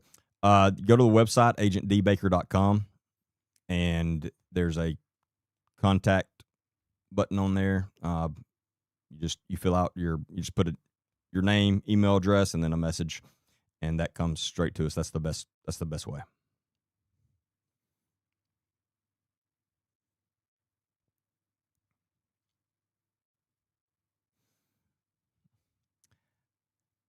How am I feeling about the comments you've been getting defending Carson? It is crazy that you bring that up, because that's the other thing I was wanting to talk about tonight. So, like Cheyenne said,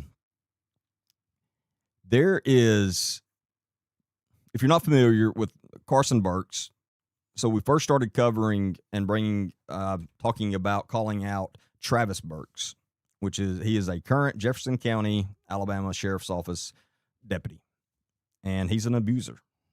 And there's video evidence of that. Can't deny. And so his son, Carson Burks, who is 24 years old now, a while back started speaking out on social media about his father, and showing these videos and telling everyone how horrible he was, which is awesome. I'm glad he did that. And that needed to happen.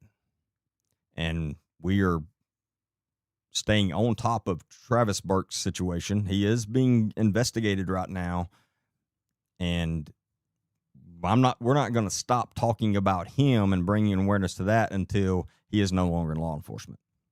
He does not need to be in law enforcement. We've got to fix that. I'm pretty confident that is getting fixed. But if it don't, we're going to keep on hounding about that.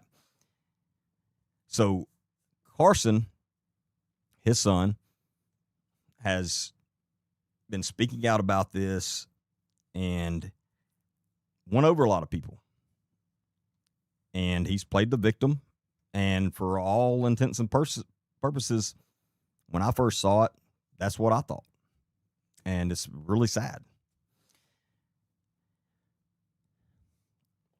We reached out to Carson and invited him to be a guest on the podcast. And he said, oh, yes. So he agreed to come on the podcast, and we got him on. And like a day before, because when I'm going to let someone be a guest on the podcast, we do a lot of research into them, because I'm not just going to let anybody on the podcast. And the day before our interview was scheduled, I found some very concerning information about Carson. And it was, well, we found the police report. Then once we found that, we contacted some other people and learned things about Carson. Carson and his girlfriend went over to this woman's house, pulled in her driveway. She wasn't at home at the time. And they waited until she came home. I'm guessing, and this is just speculation on my part, they knew about what time she would be getting home. So they're waiting on her. She pulls up. She doesn't know the car. So she's like, wonder who this is. She gets out of her car. Anyway, she gets out of her car, and Carson and his girlfriend attack this girl and beat her. They beat her. She had a really bad broken finger, a black eye, bruises all over her, all over, and some minor cuts and scrapes. Because the first thing that happened is Carson spit in her face. Then they got her down on the ground. This girl is 5'3". Carson is 6'4", over 200 pounds. They get her on the ground. While she's on the ground, also Carson punched her a few times while she was standing up, knocks her on the ground. They get her on the ground, and the girlfriend is beating on her while Carson is kicking her while she's on the ground. Kicking her. Stepping on her. They hurt this girl pretty bad. They left her in rough shape as far as a fight. I've seen pictures of all the injuries. It's pretty bad. The woman that they beat was a previous. So Travis Burks, his father, had left his mother and started dating this girl, and he actually lived with her for a little bit. So you can call that a mistress. I think that's a big difference, and that's just my opinion. Everybody's, welcome to their own opinions. But I think it's different when a man actually is completely separated from, or woman separated from their spouse and literally living with another person. I think it's a little different. But again, that's everybody's entitled to their opinion, how you think about that. So this was his father's girlfriend.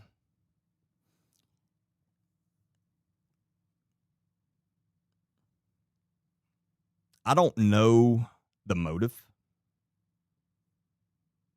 I don't know if anybody knows the true motive behind why they did that, other than she was dating his dad. I don't know. The other crazy part about that incident is while this is happening, while they are beating her, Travis Burks drives by in his marked patrol vehicle. He drives by, goes down the road a little bit, turns around, drives back by, never stops. While this girl was getting beat. And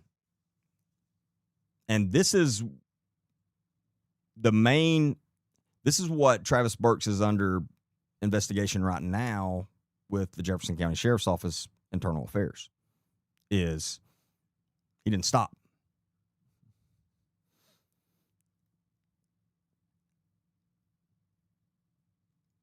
Even when a neighbor that was witnessing all this is literally sees like, oh, thank God there's a cop car, tries to flag him down, he doesn't stop. So the neighbor actually goes over and pulls them off of her and gets them off of her.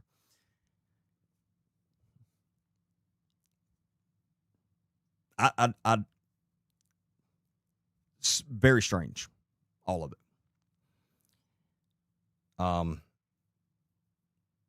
So anyway, I learned about all of that the day before I was interviewing Carson. So he comes on the podcast, interview starts if you've not seen it. And apparently he had me on his live while I'm interviewing. I had no idea, no clue, because I record, this is a recorded interview, not a live interview. It really doesn't matter that he had me on his live. I just don't know why he would purposely keep that from me. That doesn't make any sense. But he did. So the first 3/4 of the interview is him telling his story about, me asking questions about his childhood and being raised in that home with his abusive father. and all the things his dad has done and all this stuff.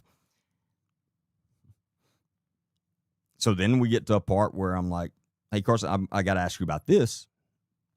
And I said, I've got a police report here that's dated from an incident that happened June the 19th of this year, 2026.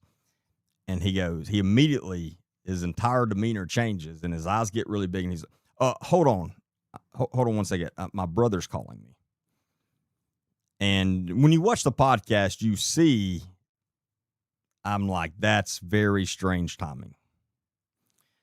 I didn't know exactly what was happening. I didn't realize what he was doing, but I knew, like, nah, that's not a coincidence. That timing's not a coincidence.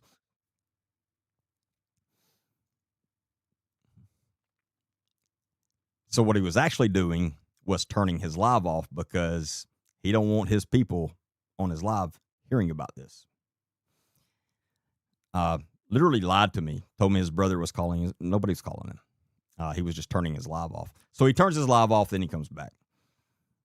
And I ask him about this, and he completely lies. And the main thing I wanted to ask him about all of that was his GoFundMe he had. Because I knew then the reason he had that GoFundMe was to pay for his attorney for this serious felony charge he's facing. He had not told anybody that. He had not mentioned that he was under investigation at all to anyone. A lot of people was feeling sorry for him, understandably. And a lot of people, I mean, he raised over $5,000 on his GoFundMe. A lot of those people, because I've spoken to them myself, they've messaged me, they had no idea that's what the money was going for. Because that's not what he was saying it was going for. He said it was going towards an attorney to help his mother get out of that situation. Now, he told me during the interview that it was money for an attorney just in case anything were to happen in the future.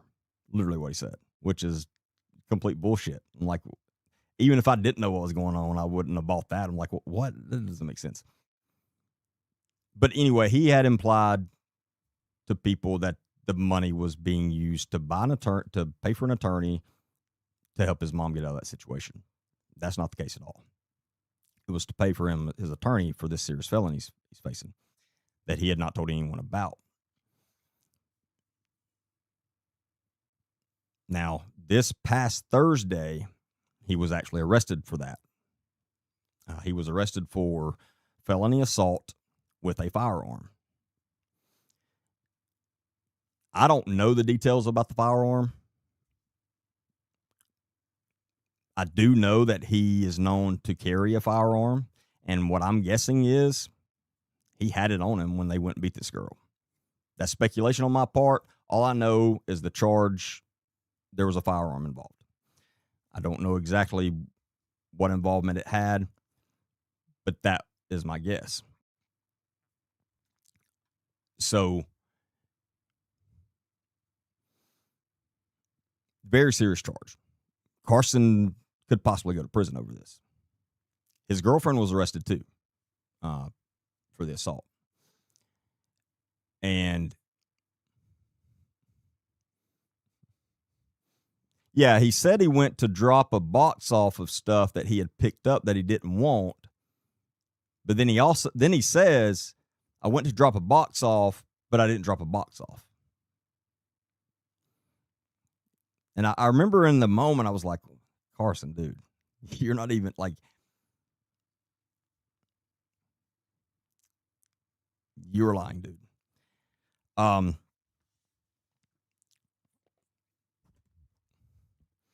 So anyway, that was my main thing that I wanted to find out during that interview was people deserve to know where their money's going.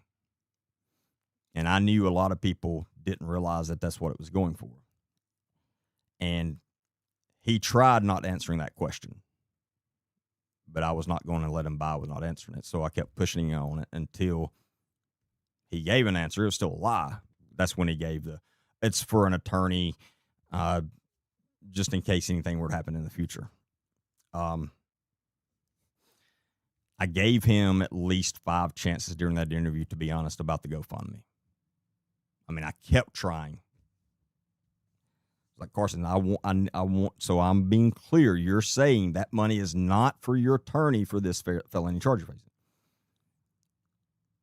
He just completely lied. Well, that's fraud.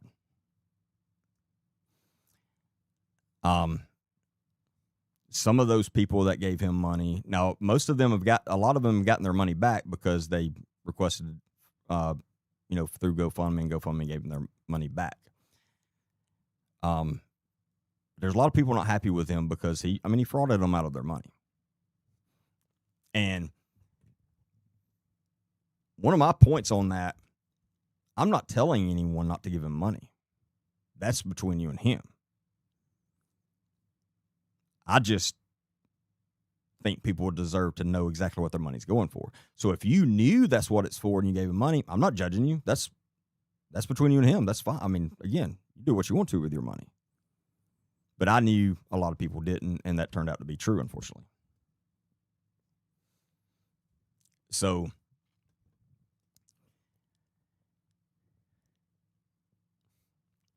one of the things I want to talk about in the comments, some of the comments I've been seeing, is the amount of people that say she deserved it.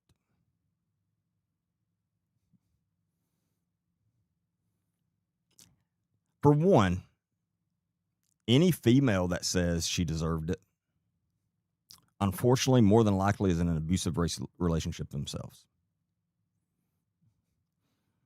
Because do you know what an abuser says to the people they're abusing? You deserve it.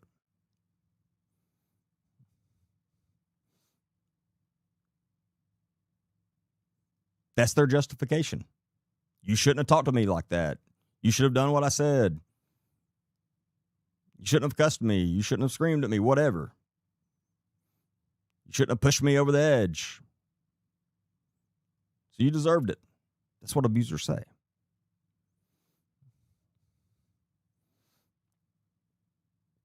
The fact that there are people out there saying that this girl deserved to get beaten by Carson and the girlfriend is unbelievable. Oh, I forgot I had Eileen still up there. You missed the first part of the. Yeah, let me take her down. That may scare some people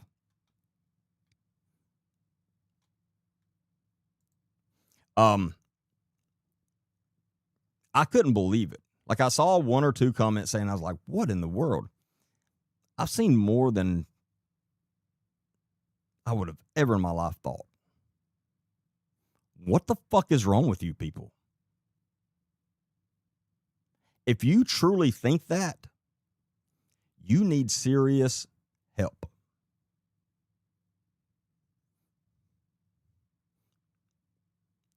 Like, seriously, you need mental help from a mental professional. They're at least a therapist, if not a psychiatrist. Like, you need help. Because that is not okay. That is not normal for anyone to think. Again, that's literally what abusers tell their victims. And a lot of times they actually convince the victim that it's their fault and that they deserved it.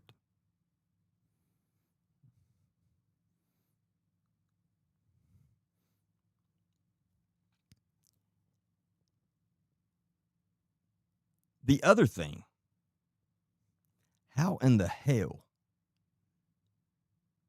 could you be okay with Carson doing it, but not be okay with his dad doing it? Can anyone explain that to me?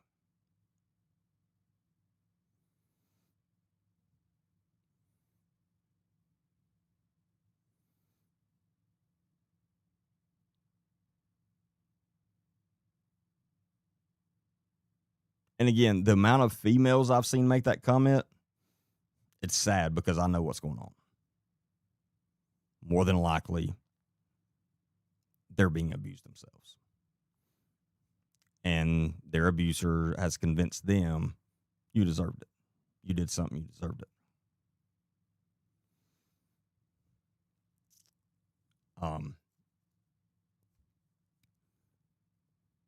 It's crazy.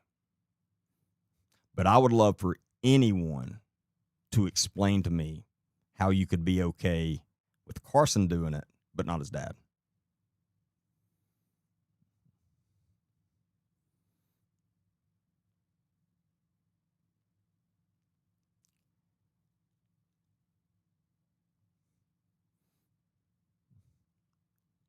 The other thing, why is it always the female's fault?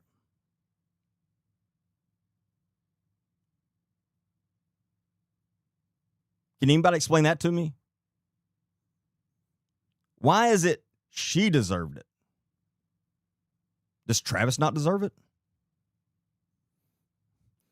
If Carson's truly mad about the situation, why didn't he go beat his dad?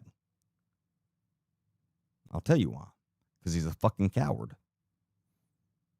And he wanted to do it to someone that's much smaller than him. That's why.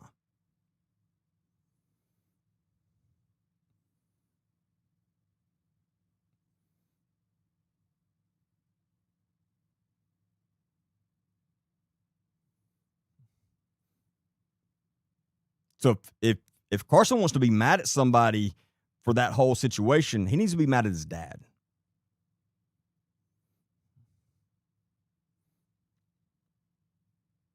And take it out on him. But again, Carson is a coward.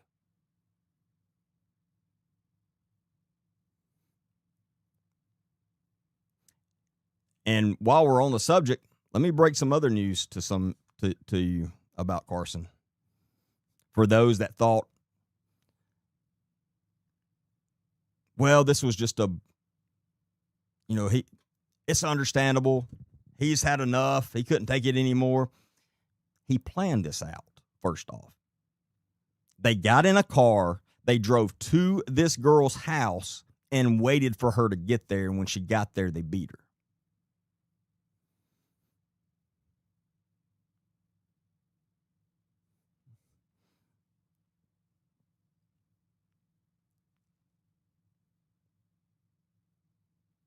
But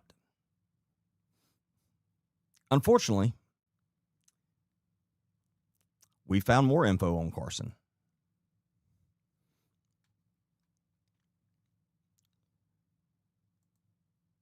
Guess who else Carson has abused? Anybody want to take a guess? And for those people calling him a kid, he is 24 years old.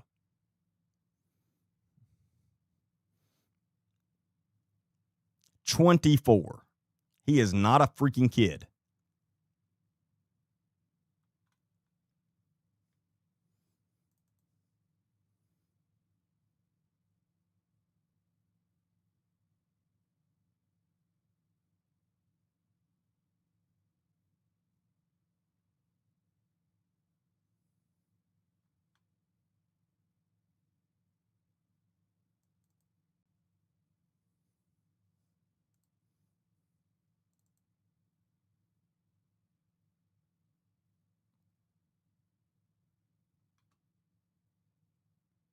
Well, I've got it somewhere. I'll find it in a second. So we found a protection from abuse order from 2023 that Carson's own girlfriend had to get against him. Signed by a judge. So, yeah, his own girlfriend that went with him to beat this girl has been abused by Carson herself and had to get a protection from abuse order against him in 2023.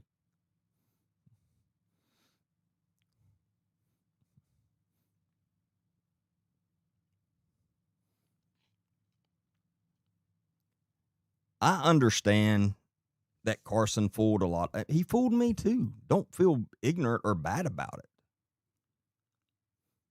I understand that a lot of you, and I'm not necessarily talking about the people in live, but a lot of you want to believe he is the victim and he's innocent and all this. I get that. Carson is a master manipulator, and he's manipulated a lot of people. Carson is not who he says he is. Because another thing I've discovered through our investigation,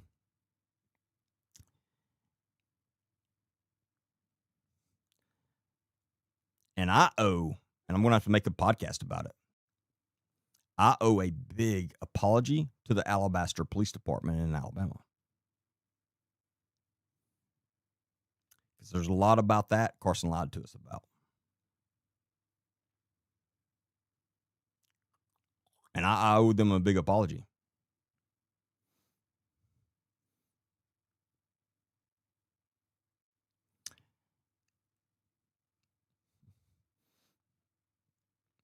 Because Carson told us Alabaster Police, they've called them tons of times. They'd come out, not do anything, blah, blah, blah.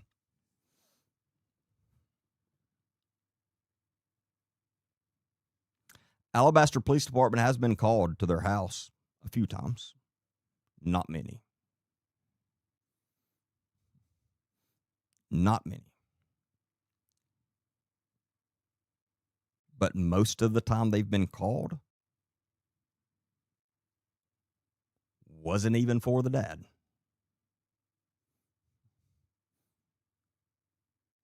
It was on Carson because he was out of control, going crazy, breaking things in the house.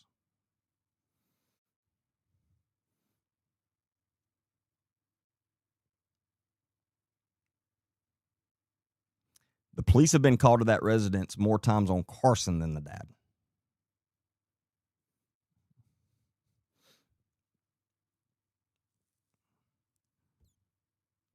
I've verified all this through police reports, call logs, law enforcement call logs, dispatch logs, and family members and neighbors. Talk to all of them. One thing that the neighbors and every family member I talked to, one thing they all said the same thing about is Carson has got you all fooled. Carson has major issues. He is not that soft, quiet person he is spilled on social media. That's not Carson at all.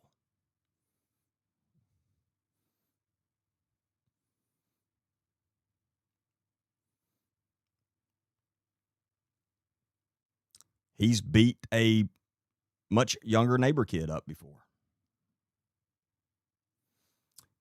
He not like horrible or anything, but completely unnecessary.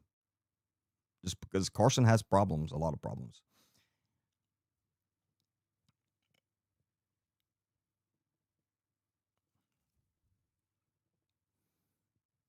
Here's the other thing that is confusing me about this whole thing.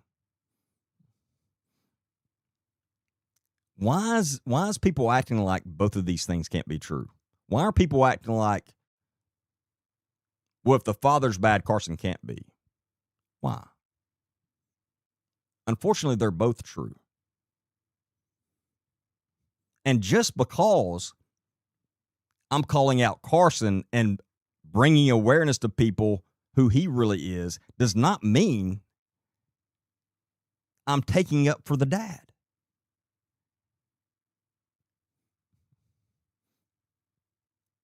That's ignorant.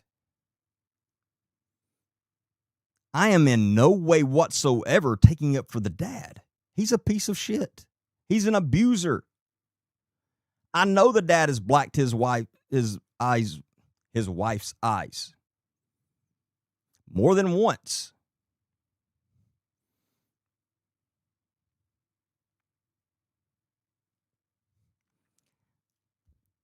The other thing that I have not been able to confirm with anyone, I'm not saying it's true, but the one thing that almost everyone that's close to this situation has told me is Carson was never abused that they know of. Now, again, I'm not saying that is true. Don't misunderstand me. But I'm saying I literally have zero evidence of that.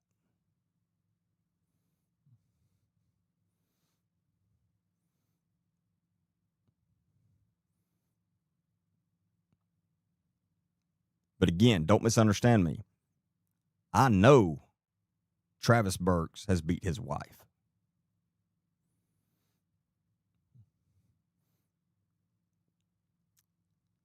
I seriously question if he actually ever beat Carson. Again, I'm not saying he hasn't. But as to date right now, I have zero evidence of that.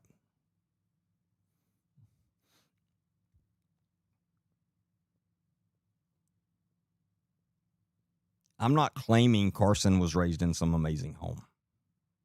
Obviously, that's not the case.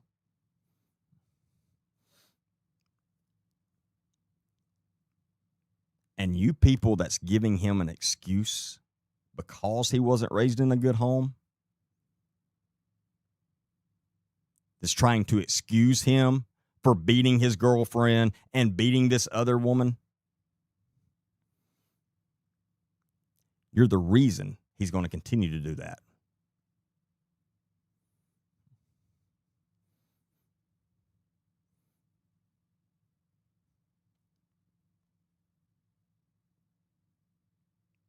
Because I'll tell you right now, one person, and I know I'm not the only one, obviously, on this live, but I know one person that's on this live that was badly abused when they were a child. And that's me.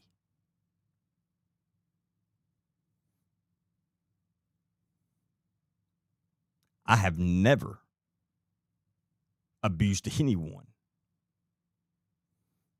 That's why I don't ever buy that excuse. I don't want to hear it. I lived through that. Horrible things. Going through it myself and watching my mother when I was very young get beat every freaking day.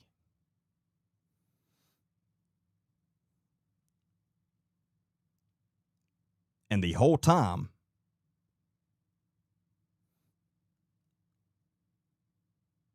all it did to me was make me go the complete opposite way. I don't understand how people can be raised in that and then end up doing the same thing. I can't comprehend it.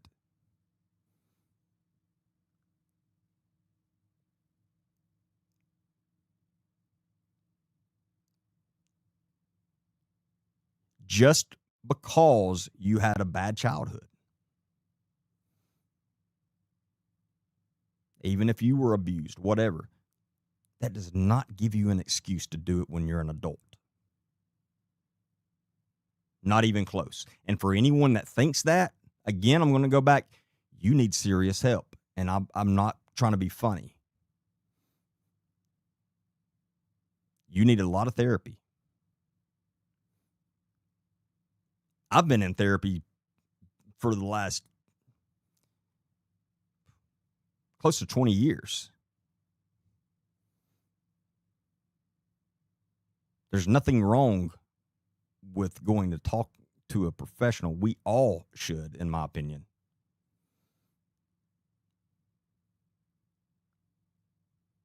But if you think that just because Carson was raised in that kind of home, that's an excuse for any fucking thing he's done as an adult, you are part of the problem, and you yourself need help.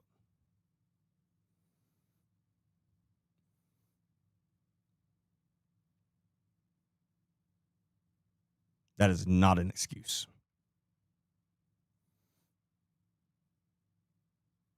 And there are literally quite a few people in comments out there saying that's an excuse. He can't help it. Yes, he can. Yes, he can. Put it this: if he can't help it, then he needs to be in a psychiatric hospital. Anybody disagree? If he literally cannot help it, that's the only place he can be. But I don't believe that. He can help it. But he's going to use that as an excuse. And every time he sees one of you let him buy with that excuse, it empowers him more to go on and do it more.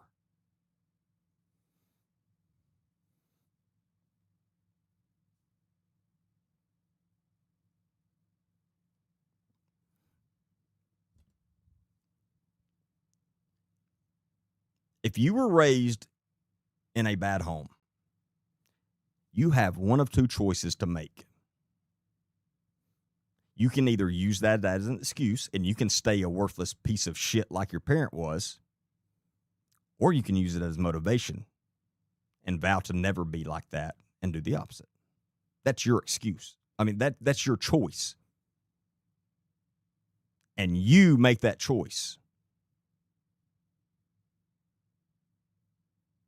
And it is a choice. It's not, you can't help it. It is a choice.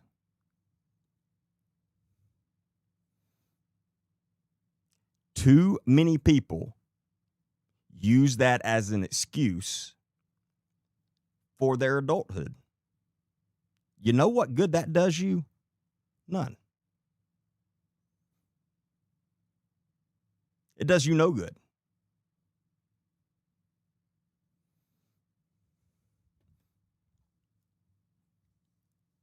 It's a choice. And I will never, ever let anyone use their childhood as an excuse for them to do horrible things as an adult. It's never going to get by on me.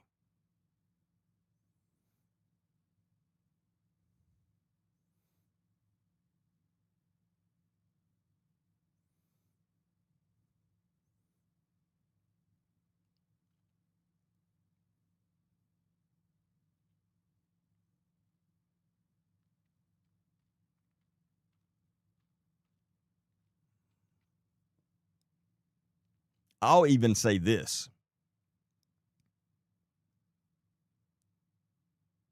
Most highly successful people in this country came from bad homes.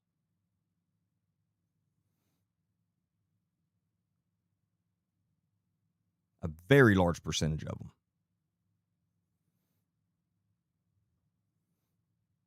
Yet at the same time, we have a huge percentage of people in this country using that as an excuse their whole life to do nothing but evil and harm to people.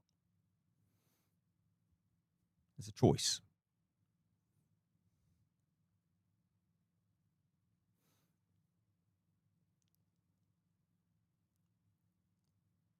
The reason a lot of those people are some of the most successful people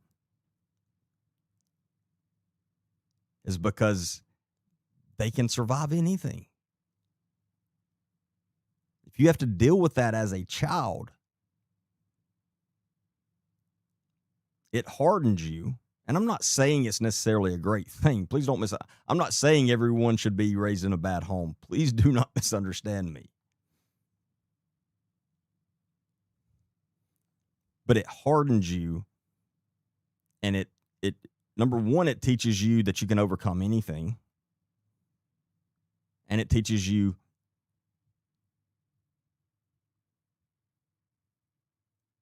that no matter how bad it gets, you can survive.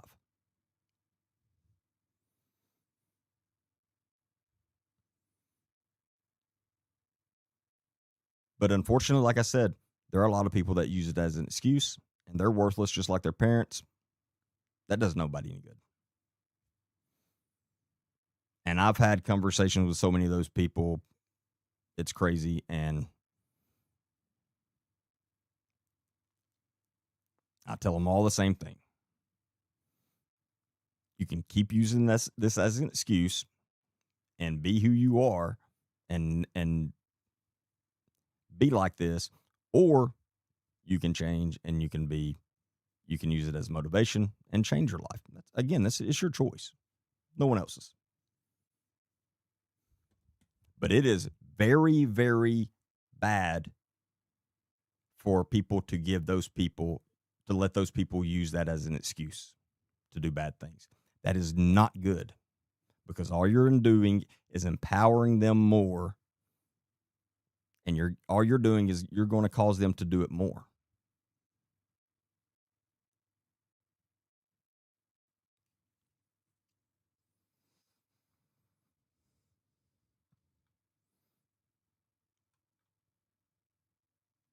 But it just,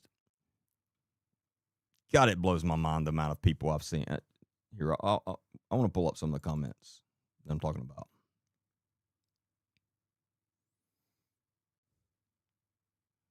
I've got a bunch of them here screenshot. Let me see.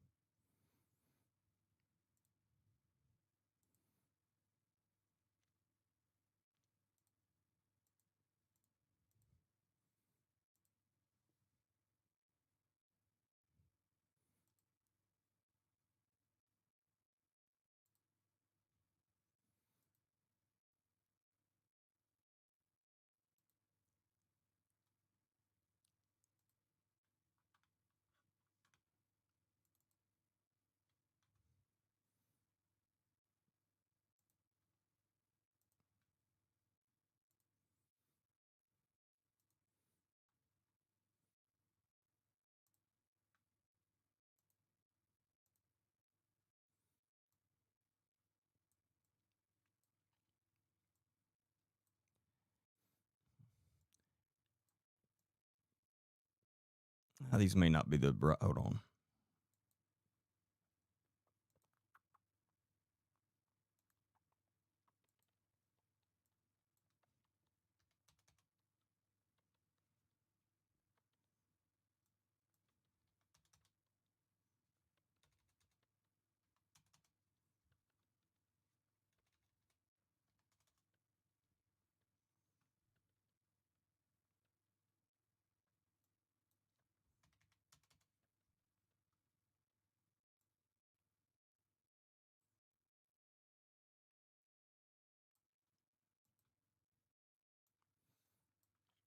Let me see. Somebody had sent me a comment that somebody made on this. I think it's Coach Miller is his TikTok name. Really cool guy. I like his stuff. Go check him out. Like I said, I'll show you his username in a second. But anyway, he had done a video talking about me and my interview with Carson. Hold on one second.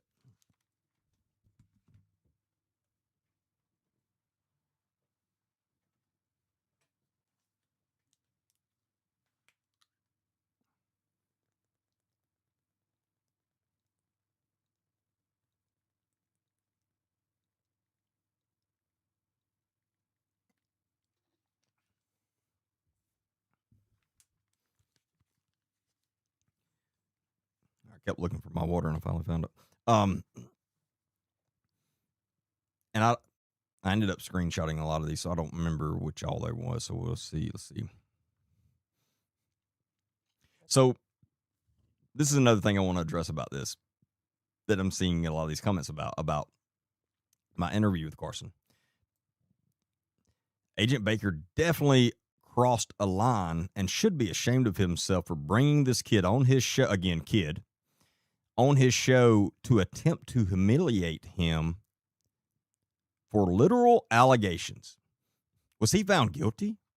Or are you going by the police report that his dirtbag father's co-workers narrated? Come on. When he said he couldn't speak about it further, it should have been left alone. Yeah, that's not how interviews work. That would be a pretty fucking boring interview. Either support him or don't. However, if you can't help someone, don't harm them. Yeah, that was my whole point. Carson was frauding people out of money, and I didn't like that. And that's who I was looking out for. Again, people calling him a kid. He's 24 years old. Attempt to humiliate him. I ask him questions. That's literally what an interview is. Asking someone questions. And as I've said, and I'll continue to say it, don't come on my podcast if you're going to lie. That is not smart. Am I always going to catch it? No. You're going to get things by me at times. But it's literally one of the things I'm an expert in. I've traveled this country teaching other law enforcement officers how to interview and interrogate and how to pick up if someone's being deceptive towards you. It's not smart to come on my podcast if you're planning on lying. And I'm not going to let it by. I'm going to call you out. And it's probably going to be pretty uncomfortable for you, just like it was for Carson. So my suggestion is, if you're planning on lying, probably shouldn't come on my podcast. Anyway, I don't understand these comments. Again, they're calling him kid, humiliating him. I ask him questions as an interview.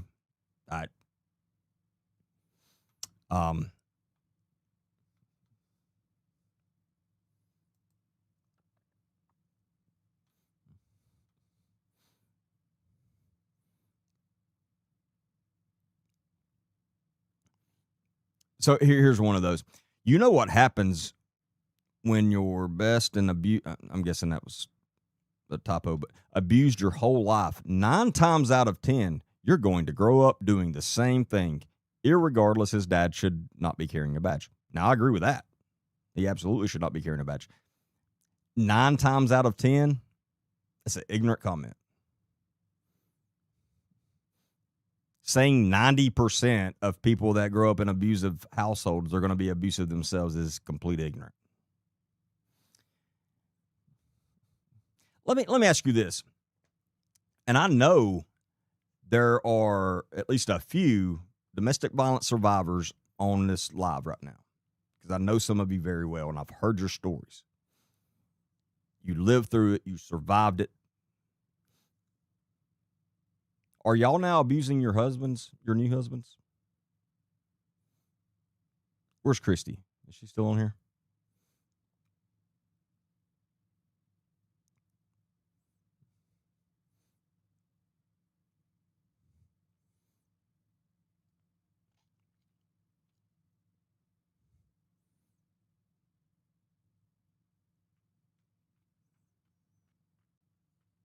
That's my point.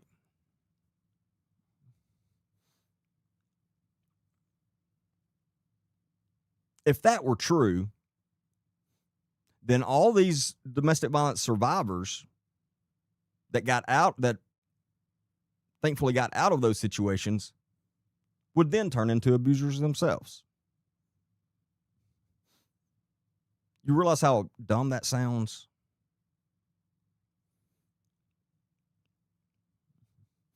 Now, I'm not saying you don't want to abuse your husband. I'm sure you all want to do that. But you know what I'm saying. This is an ignorant comment. Saying 90%. Like, come on. Again, this guy's trying to give Carson an excuse. Carson sees that comment and he's like, yeah, he's right. I mean, I don't have a choice. It's not my fault. That's how it works.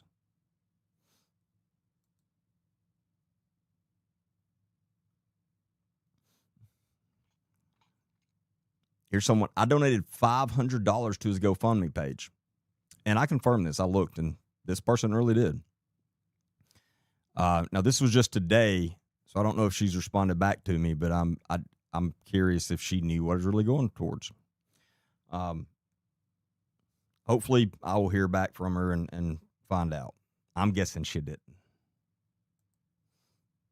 It's probably why she's making that comment. Tracy here says, the whole interview is wonky, in my opinion.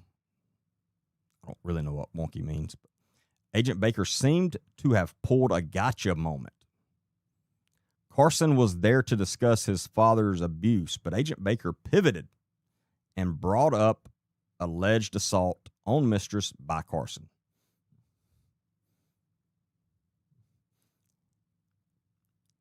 When Carson was invited to come on my podcast, it was to talk about his life, his entire life. It's literally what I told him. Never once was it said, hey, I want you to come on my podcast and all we're going to talk about is your father. Because that's not what all I was planning on talking about. Because I wanted to know who Carson was. Anybody that comes on my podcast, as long as they're comfortable with talking about their whole life, I'm going to ask them about it because I'm curious. It's one thing. So I'm a huge Sean Ryan fan in his podcast, and that's one thing he does. He wants to learn about everything about the people on him, and that's something I want to do. I enjoy the way he does it, and I want to do things a similar way most of the time. So I don't know why people are acting like they know what the interview was supposed to be about, because they don't. And you see my response here. So Carson should be given a free pass. Again, this is what I was saying. It's okay for him to beat a woman, but not okay for his dad to do it.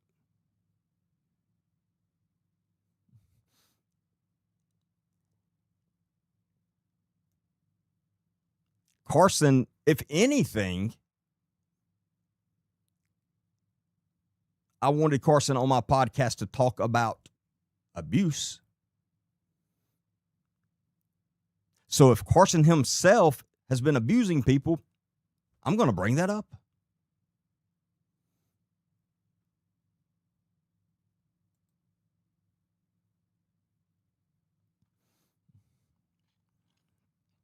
How do you know the boy was not, again, nobody is calling him a man. He is 24 years old.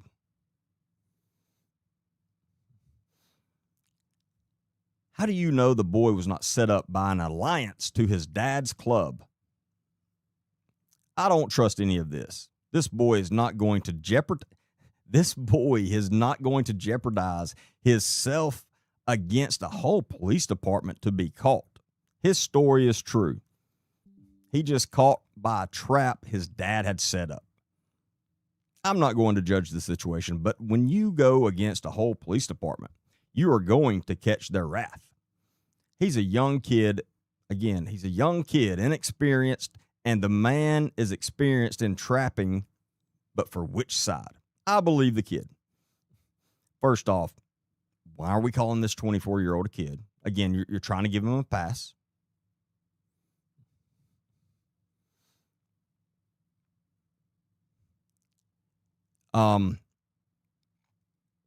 The father is in serious trouble over the same incident, so it was not a setup. Also, I've seen undeniable proof that Carson did what I said he did. That's the reason I can be so confident in it. Again, you can read between the lines there.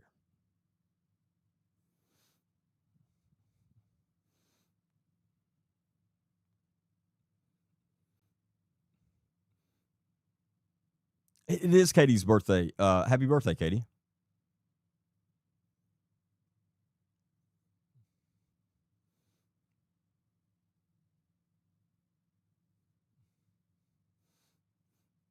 No, so Christy, what I was asking is, this guy made a comment that said 9 times out of 10, people that are raised in an abusive home are going to be an abuser when they get out of that. So my question was, for you domestic violence survivors that survived domestic violence and was thankfully able to get out of that, do you now abuse? And this, you may not be the best person to ask this question. I'm just joking. Do you now abuse your husband, your new husband? So because you were abused before, does that cause you to be an abuser now?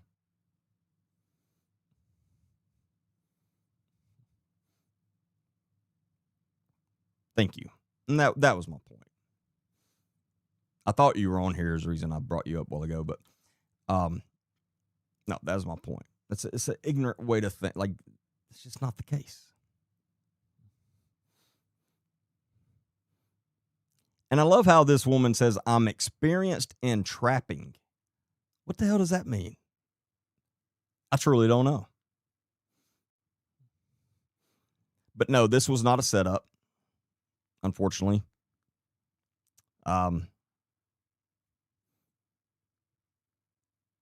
Carson and his girlfriend went and beat that girl. Literally out of the blue.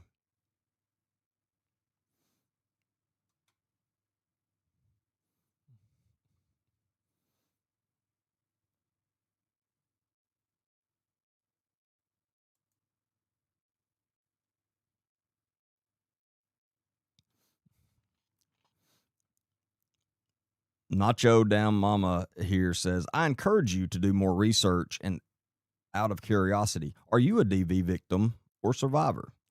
DV perpetrator? I personally think that podcast is designed to do just what you said. Now, she's talking about this Coach Miller, which I don't even know. That doesn't even make sense. He was just putting information out. He wasn't making allegations or nothing. It was very professional video about the interview.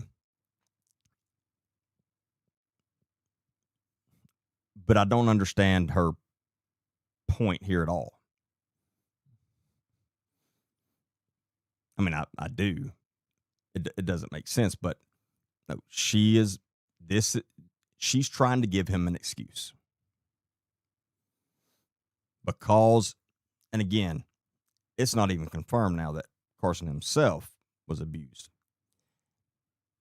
But still, doesn't take away. He was not raised in a happy home. And that's horrible.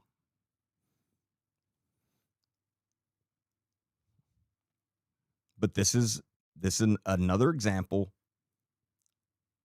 of someone making an excuse for Carson. And again, that is not good. It's just going to make him do it more. And I don't understand I personally think that podcast is designed to do just what you're doing. The podcast was a freaking interview. I was interviewing him. And some people were shocked that I asked him questions. I don't understand some of these people.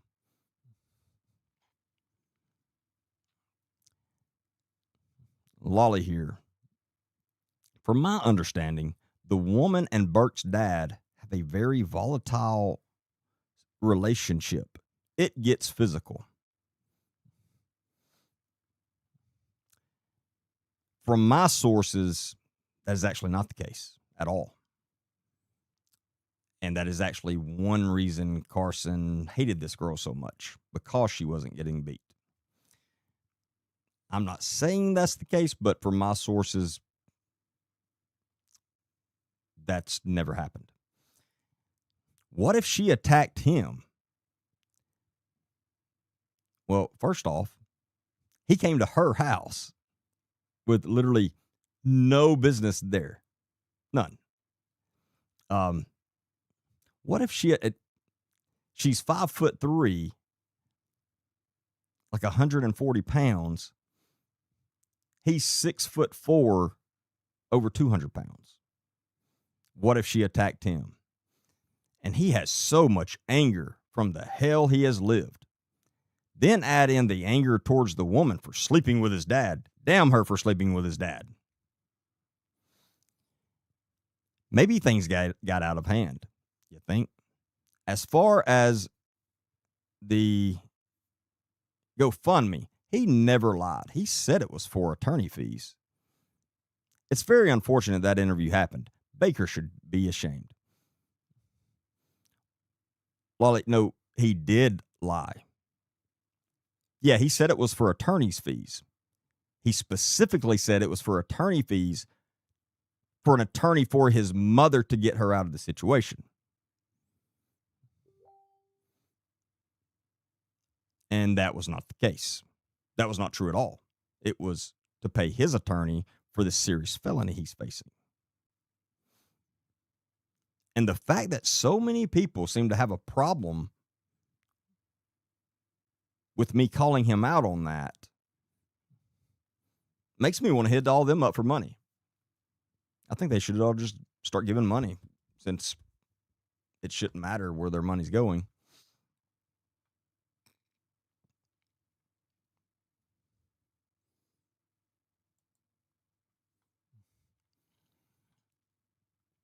Oh, and I love these.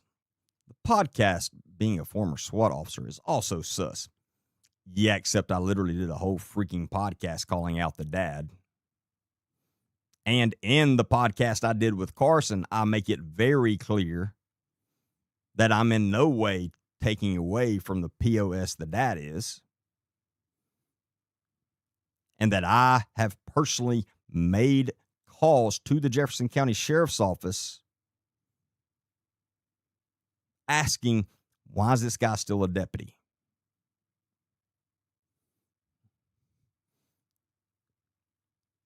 Also, before someone would make an ignorant comment about me, go watch any of my stuff. When at least a third of all the podcasts I've done is calling out corrupt cops.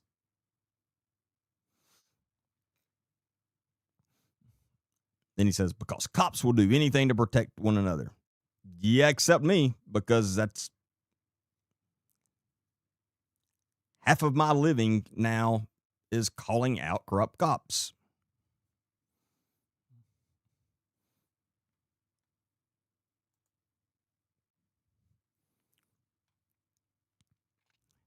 Agent Baker knew exactly what he was doing. You're correct about that. Can't argue that. He intentionally set that kid up in front of his audience. Too bad he doesn't put a fraction of his dirty tactics into what the dad did for years to that family. I've called the dad out, made a whole podcast about him, still talk about him. And he intentionally set that kid up in front of his audience. I didn't force Carson to come on the podcast. He chose to. And I'm not sure what she's calling dirty tactics. Asking questions.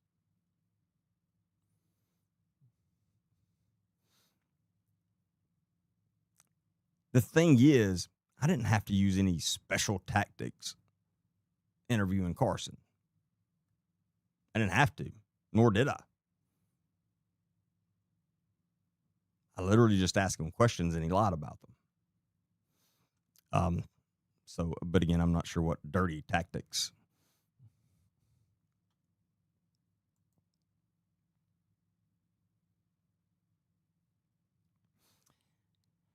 And here we go. If he, talking about Carson, laid hands on that sorry excuse for a human, he probably had a good reason. You know, that's exactly what his dad probably tells his mom.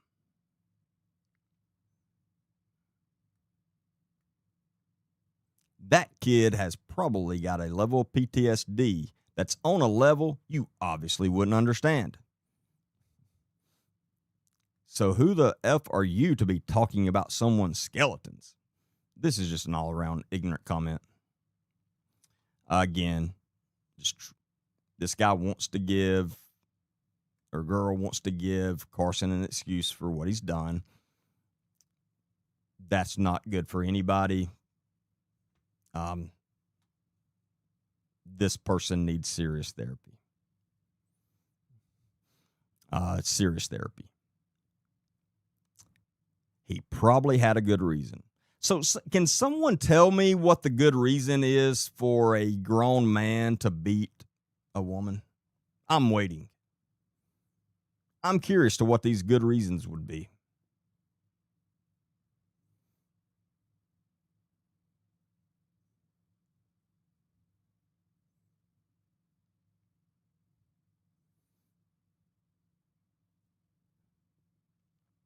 Ignorant people.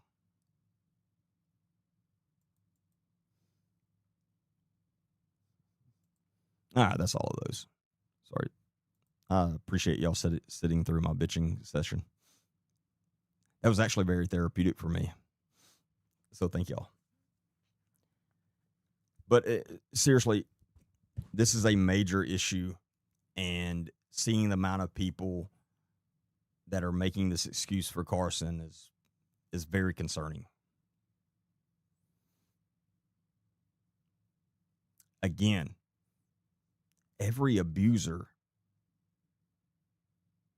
feels like the person they abused deserved it.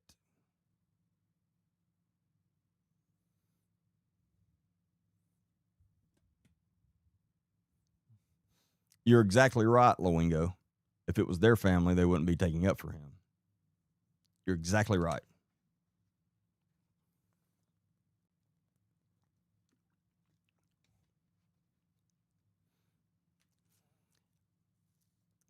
And Christy, that's something I've thought about. Christy said Carson is just as bad as his dad.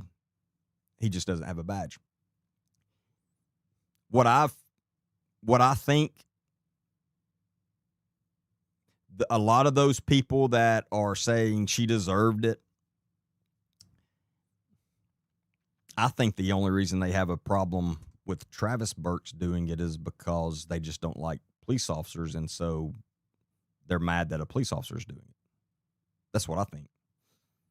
That's the only thing that makes sense to me. And that's just ignorant. You should be mad no matter who it is. Now, is it a huge problem that it's someone with a badge? Absolutely. And again, it's not like I'm sitting back silent about the dad. It's actually the opposite. But Carson has pissed me off. And I'm going to be talking more about Carson than I would have, because he completely lied. He frauded people out of their money.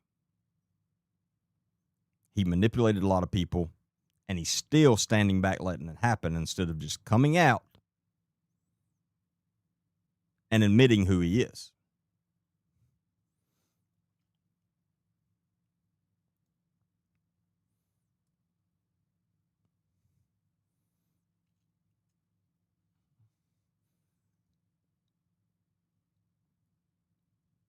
And I'm so tired of people calling him a kid.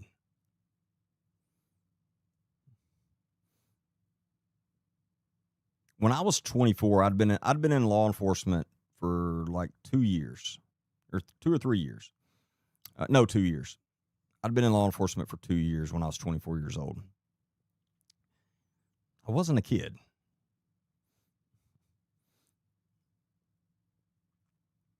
And if you're in the military, like infantrymen in the military, 24 is like an old guy. Most of those are 19, 20 years old. And that's who go and fight most of our wars.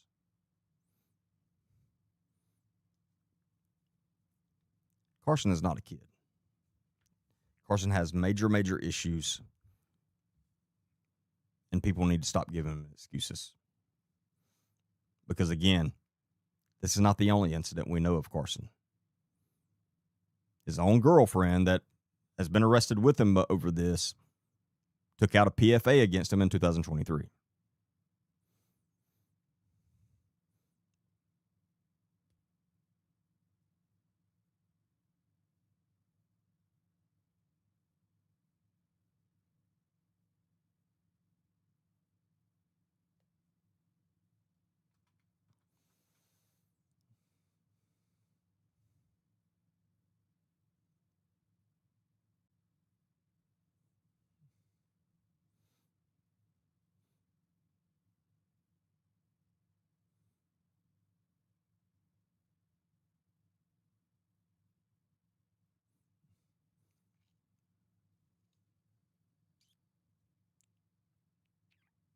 What's so bad is after he went and beat that lady up, he made a TikTok saying men who hit women should not live. Yep. Here and another thing that's really frustrating me over this whole thing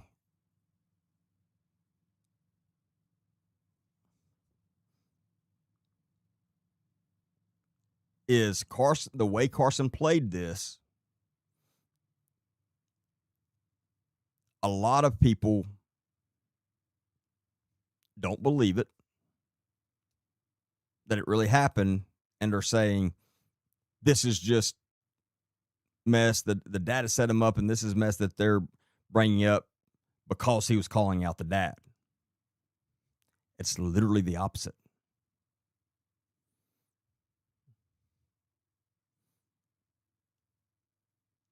Again, Carson is a lot smarter than some of you think.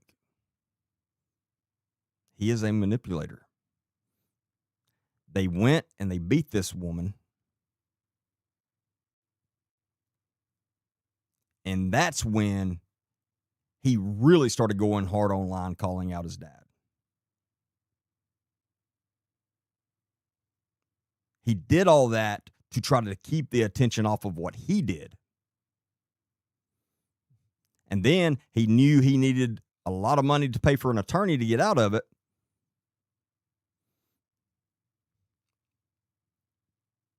And he set that GoFundMe up and lied about what it was for. He knew exactly what he was doing.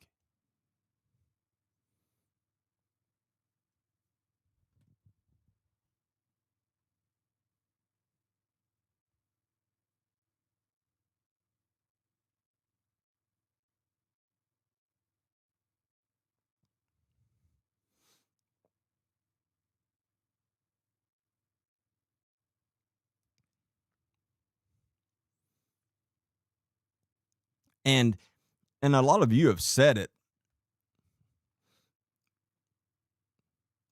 but the people that still believing him, do you not find it odd that where did he go? Where is Carson?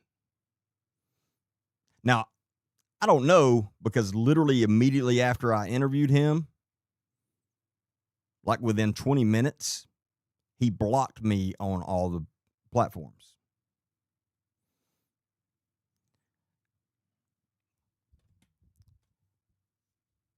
I could have treated Carson a lot worse during that interview,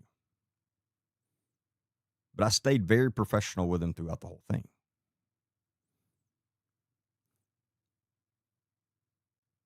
So why did he immediately go and block me on everything? And from what I have heard, I may be wrong, but people have told me that he's not posting anything anymore. Is that true? Does anyone know if that's true?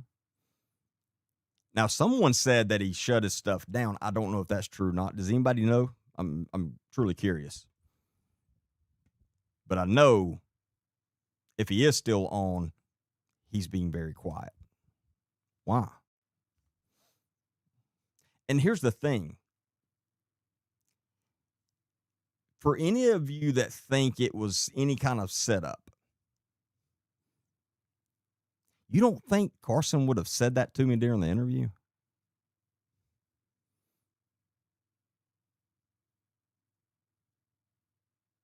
Because let me tell you this. If I'm being set up, this is where I'm going to be out screaming everything. It's on social media. I'm going to be screaming, hey, they're setting me up. I didn't do this. This is a setup. I'm not going to get on here and say, oh, my attorney told me not to talk about it. No, if I'm literally being set up, I'm not going to be quiet about it. I promise you that.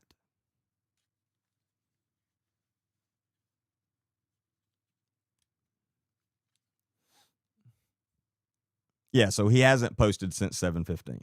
Yep.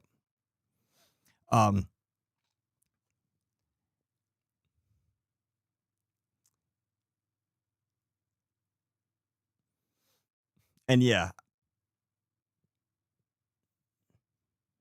and when I finished the interview, the end that I kept in there where he's begging me not to include that part, I wasn't going to include that last part of him begging me. That was not my plan at all. Until I got finished with the interview and I couldn't even talk to him anymore because he blocked me on everything. Well, that pissed me off. So that's why I included that.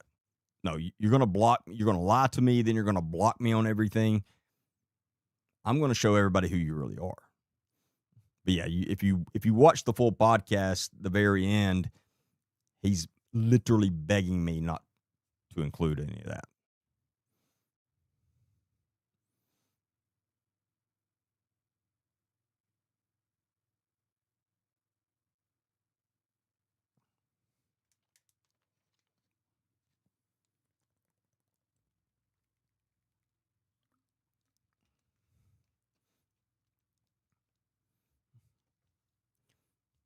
But if you're going to call out an abuser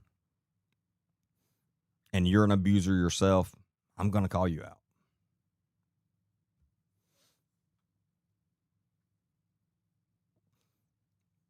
And like I said, my main point in all of that was I knew he was scamming people out of money, and I don't like that.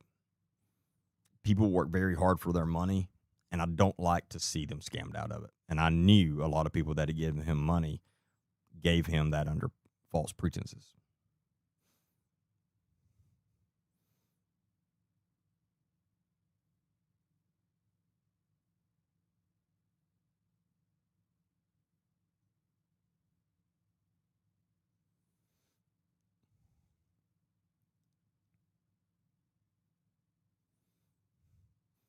He blocked you too, Nancy?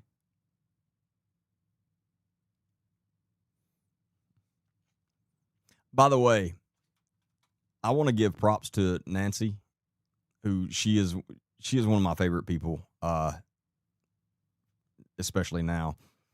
But during the protest, Nancy, and she didn't live close by any means, but she was there standing at the protest with the most amazing signs. Nancy is our expert sign maker from now on, for sure. But for hours every day.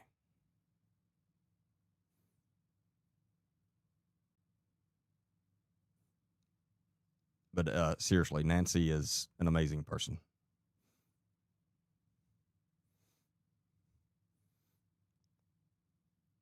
But all 3 days, she was there. Here, I want to look.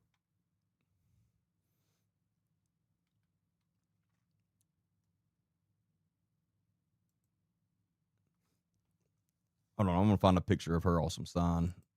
Well, she had two awesome signs, but the second sign she brought was extremely impressive.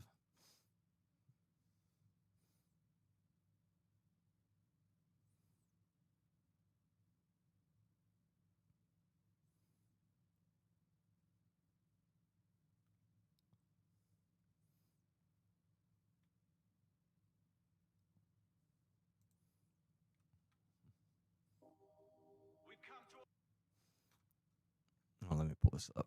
I think it may be in Melissa's video here, but we'll see. What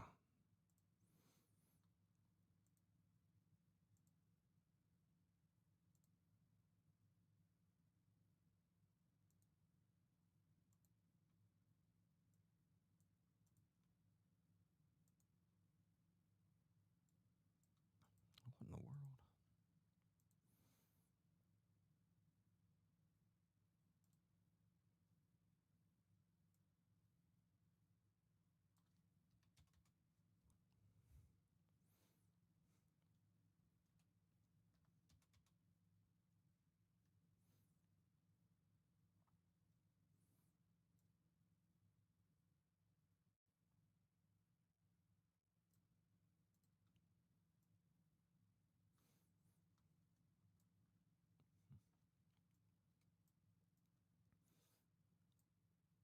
I love this woman too. She, I think she came all the way from Arkansas. I'm almost positive. Um, Stood out there, hot sun, rain. Um, her daughter was a uh, survivor of the ramp, but she's an awesome woman too.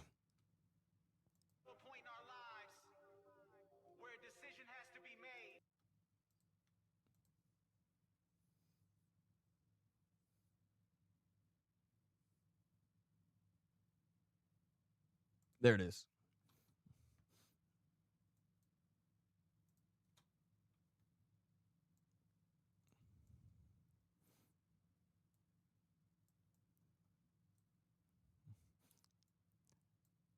That's Nancy in the blue shirt here, and that look at her sign with the big fox. That's impressive.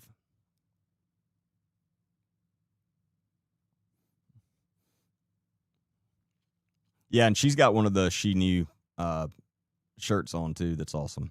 But yeah, her sign was just blew everybody else's out of the water. Very impressive.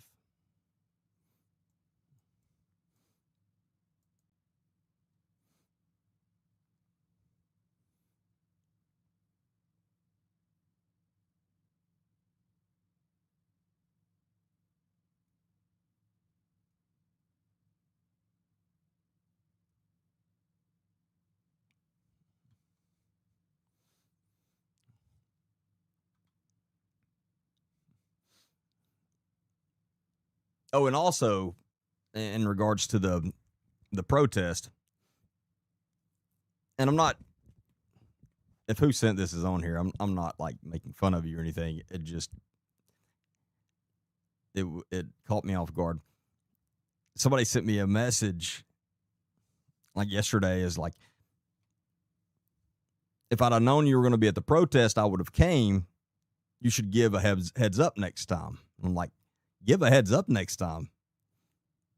I talked about it constantly for like 3 weeks prior, nonstop. I made posts about it and everything. I don't know how much more of a heads up I could have given about that.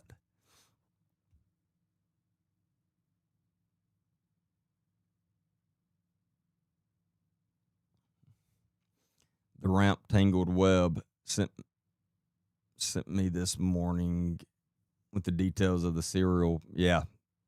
Yeah, we talked about that in the very beginning, but yeah, no, that's crazy. Did I sign any autographs? No, nobody asked. Nobody wanted my autograph. I was ready to. I brought a pen. I was ready. Nobody asked for my autograph. I was very upset.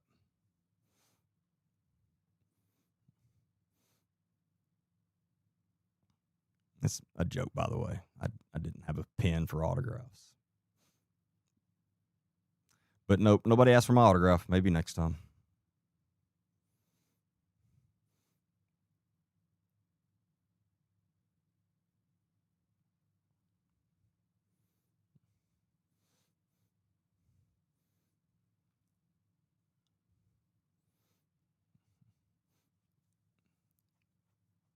You wanted me to sign your. Did you actually ask me that?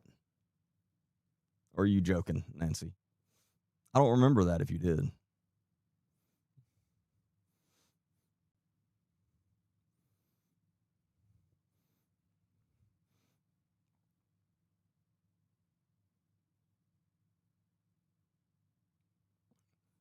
Was attendance down for the summer ramp? From what people were saying, yes, that it's definitely down than normal for sure. Actually, quite a bit. Because from what I understood, the previous years, the entire parking lot that's across the road of that whole shopping center that they own uh, is usually packed full of buses and stuff from the churches coming in, and there was none. All all the people that was there fit in that one parking lot in front of the ramp. Oh, you didn't ask, but you wanted to. You should have. That'd have made my day.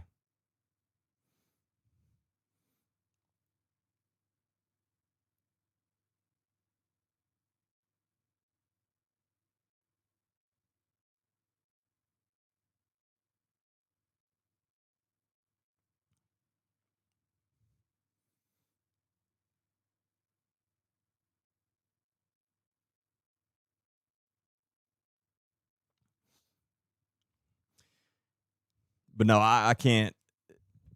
The people that came out and uh, stood for the protest, I can't thank them enough.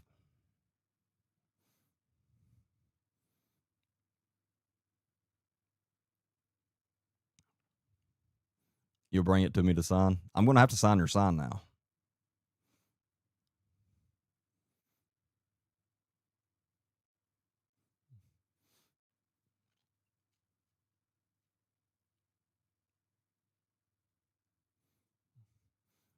Nancy is making your sign next time. Nancy's making all the signs next time.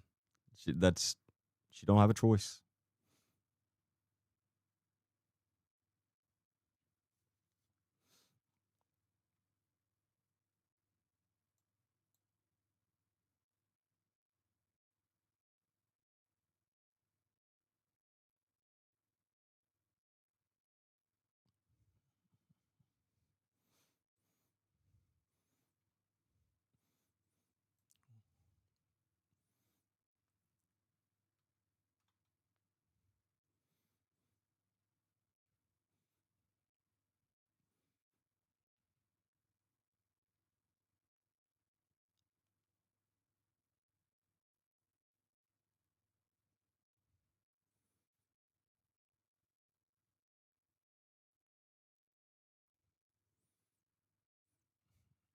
I could have been your agent for the fans, but you fired me a while back.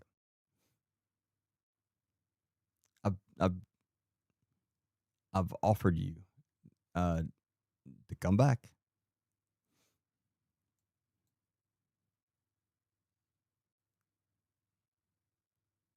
and you haven't.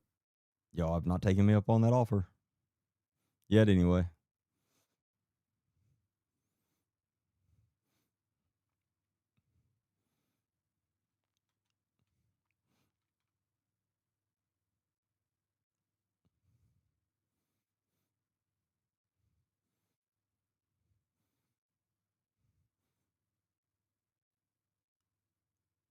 but no, Nancy is awesome. She's amazing. Melissa's amazing.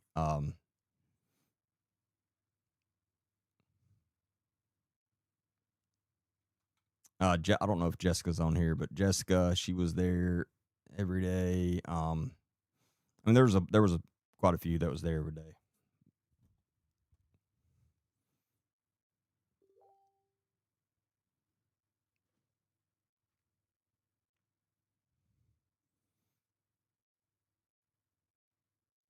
And there was one. I'm not gonna name her because I don't know if she wants me to. Um, but there was one woman that drove all the way from Arkansas, like a 6-7 hour drive, stood out there with a sign in the heat for like 4 or 5 hours, and then got in her car and drove all the way back to Arkansas because she had to work the next day. She didn't even stay the night. And that's most people wouldn't have done that. Um, it's amazing. I mean, I definitely can't say I would do that. If I knew I couldn't even stay the night driving that far, I'd probably use that as an excuse not to go. I'm just being honest, but that girl didn't.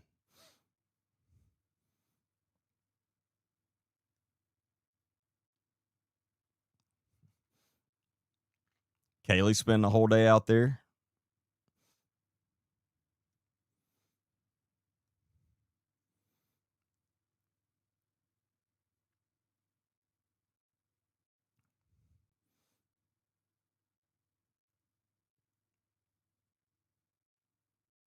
But no, there were some amazing people out there, and I really enjoyed getting to meet all of them.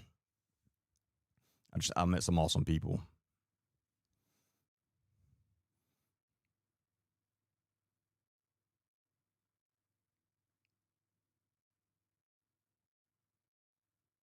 Hey, thank you for being on, Amanda. I appreciate it.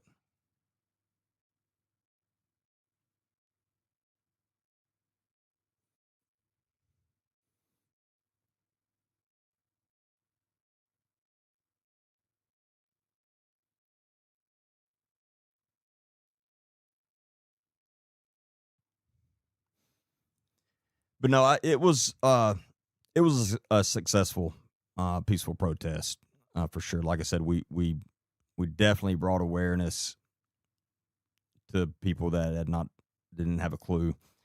Um, I promise you, Karen Wheaton was not happy with us being out there. I guarantee you that was driving her insane, um, putting pressure on her, stressing her to the max, and that's another point of it.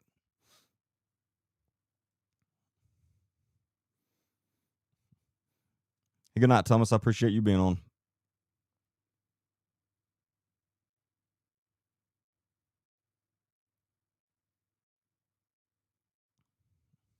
But no, I'm ready to do.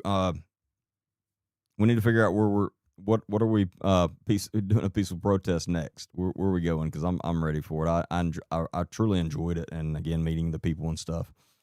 It will definitely be a little nicer when the weather's a little nicer and not 100 degrees. But um,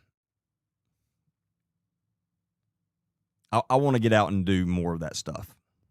I definitely think it makes a difference, and for sure. I'm going to hold you to that, Amanda.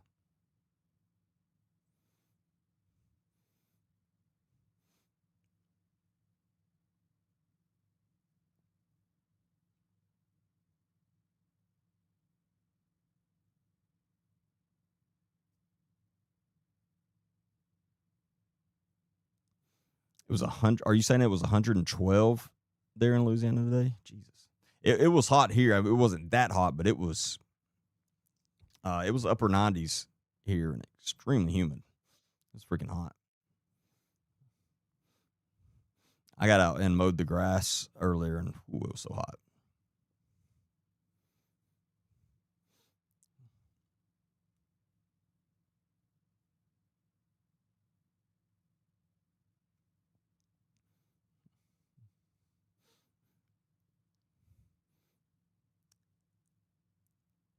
Your AC unit went out inside your house was 90.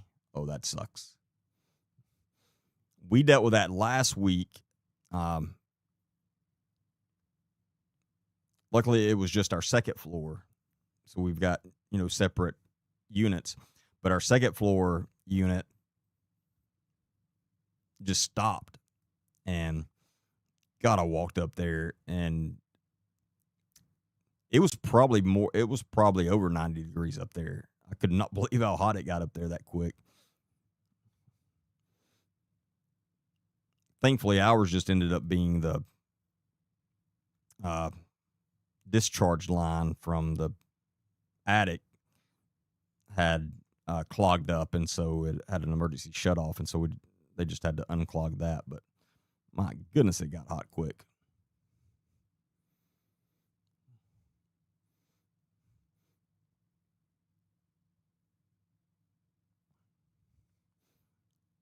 Your 7-year-old grandson wants a Snickers ice cream. Oh, that sounds good.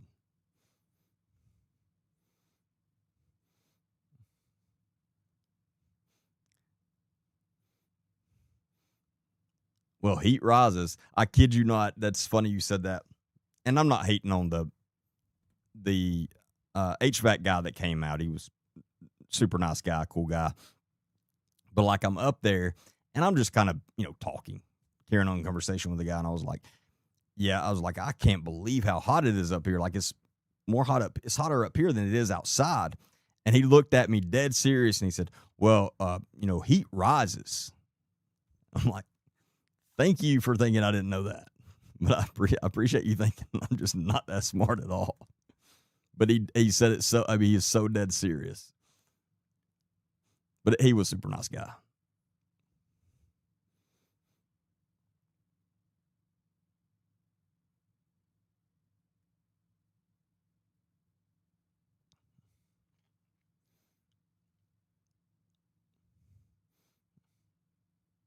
What are you saying to Isha, Kaylee? Is Isha still on here? I kid y'all not, the first thing when Isha shows up at the protest, she walks up to me, and the first thing she says is, "You're a lot shorter than I thought you were." That's the first thing she said. And I'm 5'10". I'm not like tall, but I don't think I'm short. And the way she said it, you'd have thought I was like 5 foot. Is she still on here? I am 5'10". What do you mean ain't no way I'm 5'10"? I know how tall I am.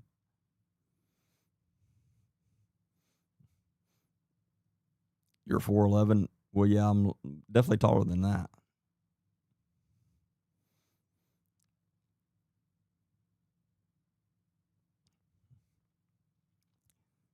But yeah, she said that. And then the next thing she said is, what'd she say? I had a half mullet. She said I had a half mullet.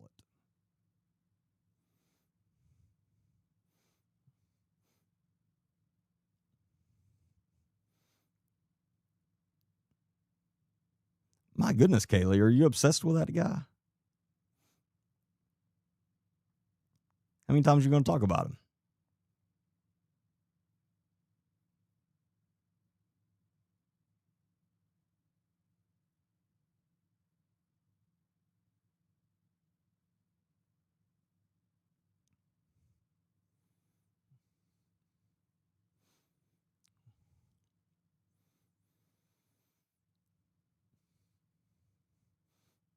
I don't know what a half mullet is either. You have to ask Isha.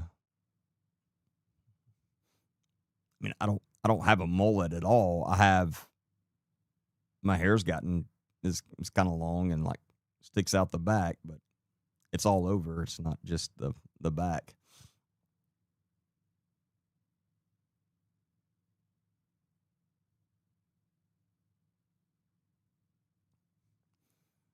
Same thing happened to your AC a few weeks ago, Nancy.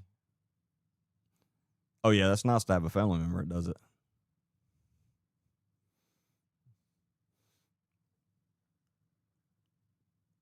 Yeah, I mean, when my hair gets so long, it starts curling, and so that's what it is. That's what she was talking about. It's like curled in the back because it's gotten so long, and she was talking about that. But no, it's not a mullet.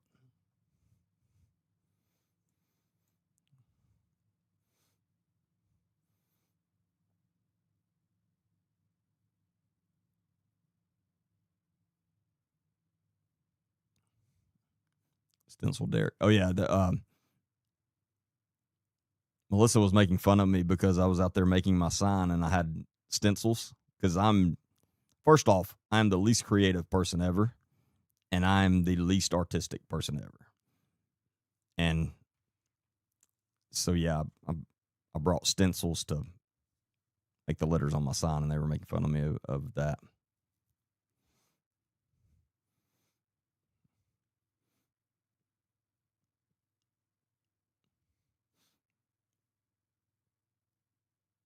And then the worst part of it, I made the word the word I was trying to say. What was it I was saying? Protect the children or something like that. And so I start writing protect across the top of it with my stencils, and I made it too big. So I ended up cutting off half the last letter because of where I started. It was horrible. It was horrible.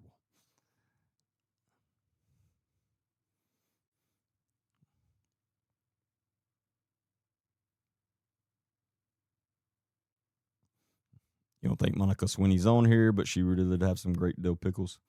She gave me a jar of them. I don't eat them, but I've given them to My wife and daughter eat them, but I don't know if they've tried them yet. But she did give me a big bottle of or jar of dill pickles. Yeah, that's what it was saying. Protect the kids. Yeah, and then I ran out of room like a kindergartner.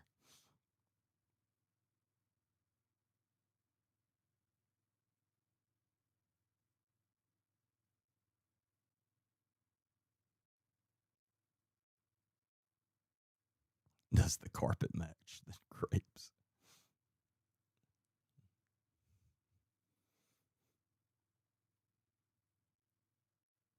You have an arts and craft session at my next protest.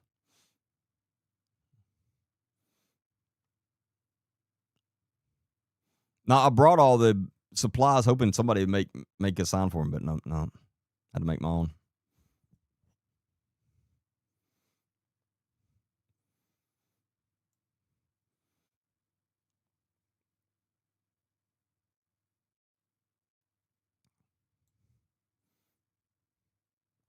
But no, we did have a good time out there, which is another thing it's all about. But being out there and we had a good time while we are out there doing it as well.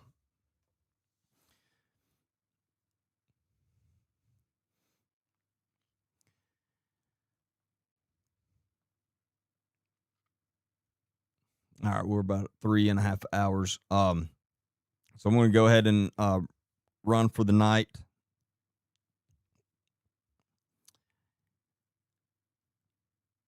As far as Wednesday night, I think I'm going to have to move Wednesday night's live of this week to Thursday night because I've got something going on Wednesday night. So unless something changes, plan on my next live this week will be Thursday night instead of Wednesday night. So more than likely, I will see y'all back Thursday night. I appreciate each and every one of you for being on here and being a part of this. Again, I appreciate all the ones that came out to the protest, and I appreciate all the ones that even shared the information about the protest and all that stuff as well. Appreciate all of you. We still have a lot of work to do and a lot more pressure that we have to be putting on Karen Wheaton and the ramp, but we're making it happen. We're going to continue to, and I'm here for it. They're not going to scare us off. We're not going to back down. We're going to continue until we reach the goal of shutting Karen Wheaton completely down, and no matter where she goes. So I appreciate all of you for being any part of that. And all I ask of you all is to watch my podcast, watch them all the way through, my videos, like them, comment on them, and share them and repost them. That stuff helps push them out to the main pages for a lot more people to see, and that's how we bring awareness to this. And make sure you're doing that for all the people that are making videos about the ramp, because there's quite a few of us now. Thankfully, we need more. But any of those you see, share them out. There's still so many people that don't know about it, and so we got a lot of work to do. But I appreciate all of you, and I will see y'all back Thursday night. I'm gonna try to have a podcast out Wednesday, but again, I got a pretty busy week, so I don't know for sure. But we'll get something out at some point. But if not, I will definitely see y'all back at least Thursday night. So I hope y'all have a great rest of your week. If there's anything I can do for you, send us a message, and if we can help you, we will. If we can't, we'll tell you we can't. If you have any information, whether it be on any of this stuff we're covering or something you'd like to see us look into, go to agentdbaker.com, our website, and click on the contact button, and you just put your name, email address, and the message, and that'll come straight to us, and we'll get back with you as soon as we can on those things. So, share the website out to people as well. I appreciate that. And if you are not subscribed to our YouTube channel, it's Agent D Baker on there. Please go do that. We're still trying to build that up, and that helps us a lot. So please go on to YouTube, subscribe to our YouTube channel, and also our Wednesday night lives. They're exclusively on YouTube. So again, it'll be Thursday night this week, but that'll be exclusively on YouTube. So you need to subscribe to the YouTube channel. Doesn't cost anything, just hit subscribe. And YouTube is also one of the few places that you can find my full podcast. You can find my full podcast on YouTube, Spotify, and Apple Podcast. So again, if you want to watch my full podcast, go subscribe to the YouTube channel. But other than that, I hope y'all have a great rest of your night. I appreciate all of you. Welcome to Truth Recon.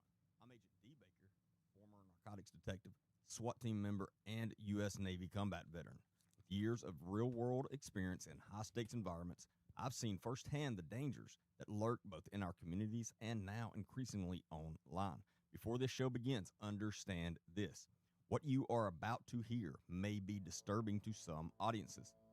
This podcast contains explicit language, dark themes, and real conversations that are not suitable for children and may be triggering for some individuals.